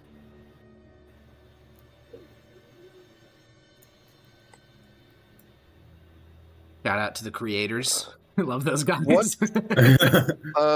2d12 piercing? Yeah. Yeah. Can't believe Mardak thinks these guys were stupid. Well, they lost. If they had this, how'd they lose? Yeah. Is the crit Maybe also like Death of the 2d12 Soul. or is What's it the point of 1d12? Ooh. It's still D12. I mean, it's just Well, yeah, doubles the damage it'll dice. auto do it because when you crit, it'll just roll 4d12. Oh, cool. Alright. Oh. I think that's everything. I think that's equivalent damage to like. I'm not even gonna bother putting the loading Yeah. trait on it. There's I mean, yeah, you Like only you have said, 6 bullets. no So. no point. Oh, and then range. So the average That's what damage we on a need. crit with this pistol is almost equal to Fireball. Almost. Mm-hmm. But like Non-AoE. against one person. Yeah. Yeah. I said 6,300 What? for range. Oh, yeah. 60, 60-300. Yeah. So, are we confident that we have emptied out this laboratory. Yeah. All right. Well, unless we count the stuff to do with the terminals, but that's going to take time to learn. Yeah. Okay. Well then. After you guys emerge back to the surface, Zebit will, he'll look really concerned and he'll say, I heard a explosion. I found a new weapon. At least I assume it can be used as a weapon. I don't see why it wouldn't be able to. He looks at the piece of metal in your hand. I call it a blam hammer. You point it at something, and I'll take one of the bullets out to show him. Yeah. You see this metal bit on the end here? Yeah. Yeah, it flings this at great speed and with great loudness and noise and immense cacophony. Ah, the morale weapon then, made by the creators?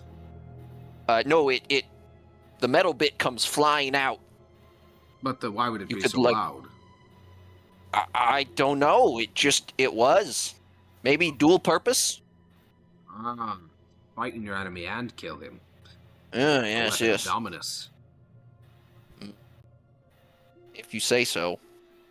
I don't imagine this would inflict much pain. I think it would just erase your soul from this plane of existence. Dominus is just not the god of pain. He's the god of tactics, strategy, fear. He's the god of crazies. Yes, you would say that. A goblin and a grosh worshipper. Always a pleasure. And I'll leave. You guys return to where the tribe is located.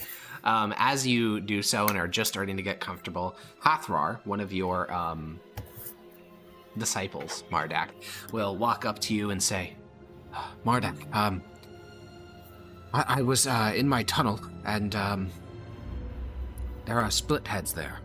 10 of them. They're not hostile. They're holding an offering bowl. They want to meet with the council. I left Drazan to keep an eye on them, but he's only one hobgoblin, and there's 10 of them. Good job. We will have to go check it out. I will take you. And the Tsar will begin to guide you, Mardak, towards that tunnel. I assume you're getting the attention of the rest of the folk. Oh yeah. Yeah. I was just getting comfortable. You'll be alright, Munch. And But never gets rest.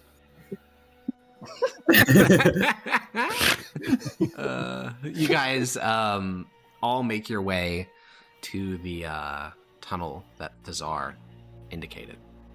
Lingering in the tunnel, just beyond the severed head of a goblin colonized by fungus, are the split heads.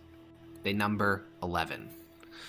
One more than Thazar said, though 6 of the 11 are bugbears with only a single goblin, the rest hobgoblins. Each of them is painted blue, dark purple, or crimson, though most are a modeled combination of all of them. The bugbear dye their fur. The hobgoblins paint the paste onto their cheeks and hands, and the lone goblin has his entire protruding belly painted pure blue. They are in various states of lounge or rest, keeping a weary eye on you all. The offering bowl is held by a hobgoblin at the head of the split heads. He is a familiar sight. You've had skirmishes with him before. He is the overseer of the split heads, one of the 3 leaders of the tribe. His name is Rothaclick. And he will look at the 5 of you as you approach. Let us share these fungi. Eric, have they ever tricked us with this before? No, in fact, you've never had a parlay meeting before. So there's no traditions you're supposed to follow. It's just no. You guys are highly xenophobic. There's only 3 tribes you ever interact with regularly, and those are the ones you trade with. Hey, we interact with these guys. We just shoot at them. Yeah, good point. Sorry, yeah, good point. Projectiles lobbed in their direction. How long does the ritual take to cast again, Alex? 10 minutes. 10 minutes? Let me check and see if it's safe. I mean, is he going to give me 10 minutes to do this? As you begin to, draw out, a circle of blood on the ground, he will toss one of the fungi at Munch's mouth. Oh. You eat it? Yep. All right, he assumed you would. As Munch bites the fungus out of the air, Rothaclick will gesture in his direction and say, "I'll save you some time. He's not going to be doubling over in agony."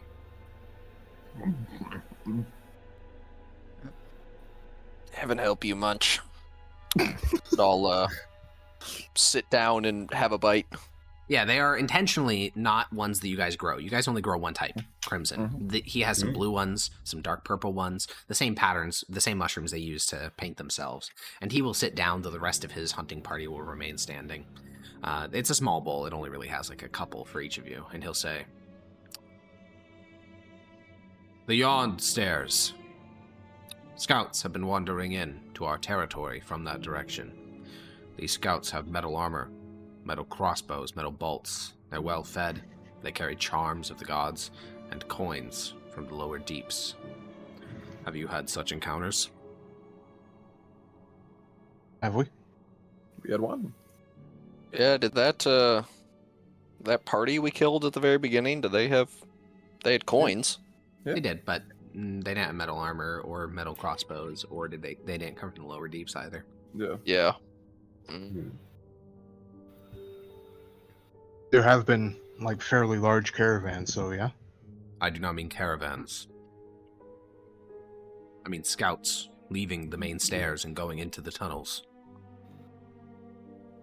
No, we haven't encountered that.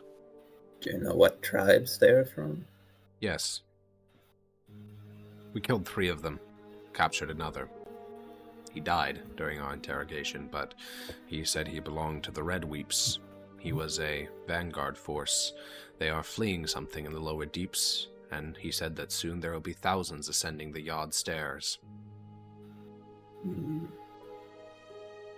Did he say what they were fleeing? Another tribe. There are thousands fleeing from one tribe? Tribes of the lower deeps are bigger than here. Someone go grab Whelp. Perhaps he knows about these people. Ah, yes. Czar will begin to go back, and Rothaclick will continue. The big one of my tribe believes that if we are to survive this mass migration, we cannot be 2 separate peoples. He calls for a merger.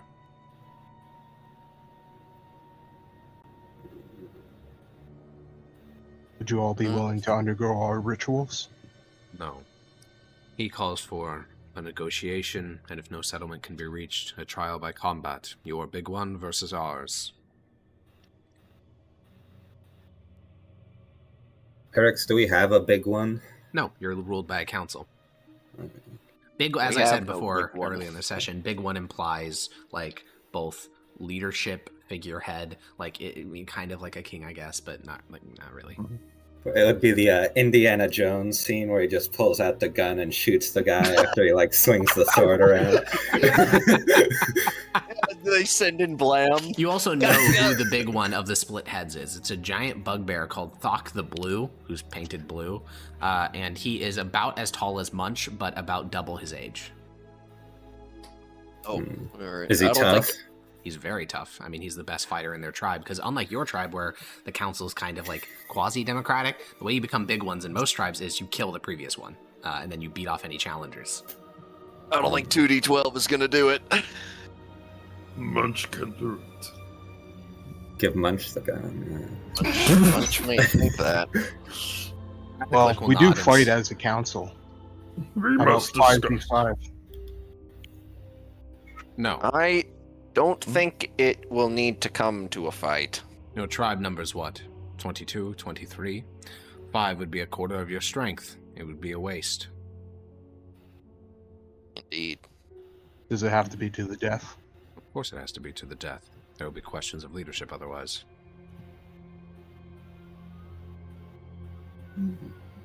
I think we need more substantive proof than simply your word.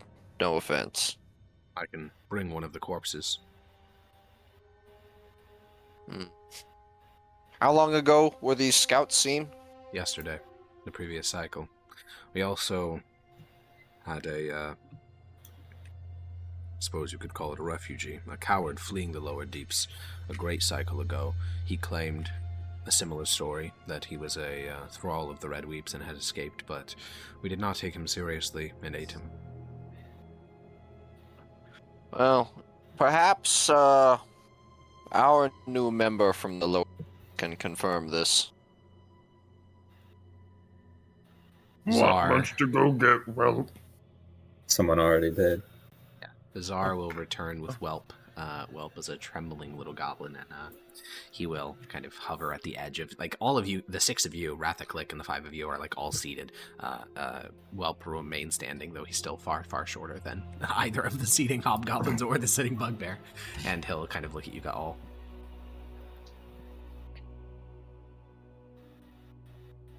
Do you know of a tribe known as the Red Caps? No? Was it Red Perhaps Caps? It was Red Weeps. Red Weeps. Red Weeps. No, no. No, not from the lower hold. No? In the Mithril Vein, there were only 2 tribes. Did one of them wear armor? No. Not helpful. Oh. You don't know anything that's going on in the lower deeps? No, I haven't. The only 2 tribes in the lower deeps are, well, in the Mithril Vein where I am from, are my tribe and the Shinies. Shinies? Yes. Why are they called that? They paint themselves with phosphorescent mushroom paste. Beast of mushrooms. Well, I'll turn to whatever his name is. You almost got there, Rathaclick. Yeah, Rathaclick. I suppose let us see one of these bodies. All right. He'll gesture towards a bugbear, and you all sit waiting. And the final scene that we will do for this session is the 5 of you are seated. Munch is kind of drifting off, and a bugbear of the split heads will drag one of the bodies, one of the bodies of the people they killed, and then toss it between you and Rathaclick. They're armored, not just like scale. They're wearing plate. The body is a hobgoblin. The skin is pale, almost white. You have never seen a hobgoblin with that skin coloration. It is covered in scars. The tissue around their eyes, around their lips, around their ears is this bright, bright red, neon red. The armor itself, full red metal. The spear, red metal. The shield, red metal. Cause of death, teeth to the neck. And the body rests there. The spear and the shield were strapped to the hand and arm, respectively, and have not yet been removed. Is this like quality plate or like what Mardak has? It is not only quality plate. Since it's red metal, it would be considered +2 plate. Good. Oh my god. And Rathaclick will point towards the head. He was wearing a helmet, too. It took, we suffered casualties in killing him and his compatriots. Is this... One would imagine. If there was So a word looking of at the truth. armor, Oh yeah. does this look like it's been?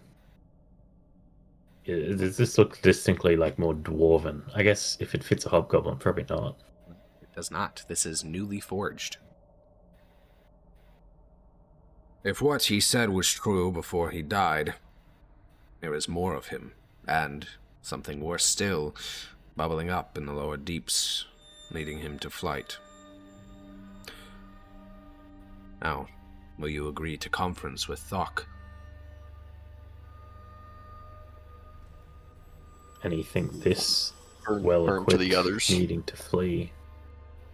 I think it does not hurt to conference. It must be a great More friend food. indeed. Yes. As a truce offering, we shall strip him of his armor and you can have the body. I know your big one delights in them. And efficiently, they will strip the armor away, and this hobgoblin is muscular, incredibly well fed. Not like fat, just muscular. Like it takes a huge amount of food to make something this robust. He must have been outnumbered like 20 to 1 by the split heads, because the split heads are a bit bigger than your tribe. Not that much bigger, like about 40 of them.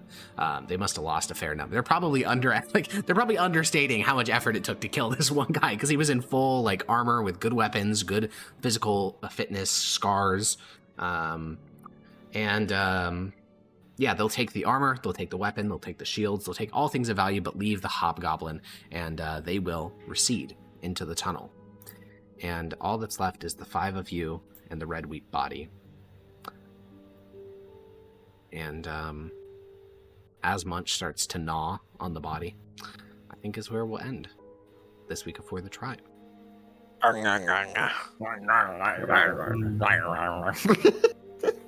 Next time, we will merge 2 tribes or be merged into another tribe. We'll see. Who's to say? Bye-bye. Bye, Melabaz. We love you. Bye, Chowder.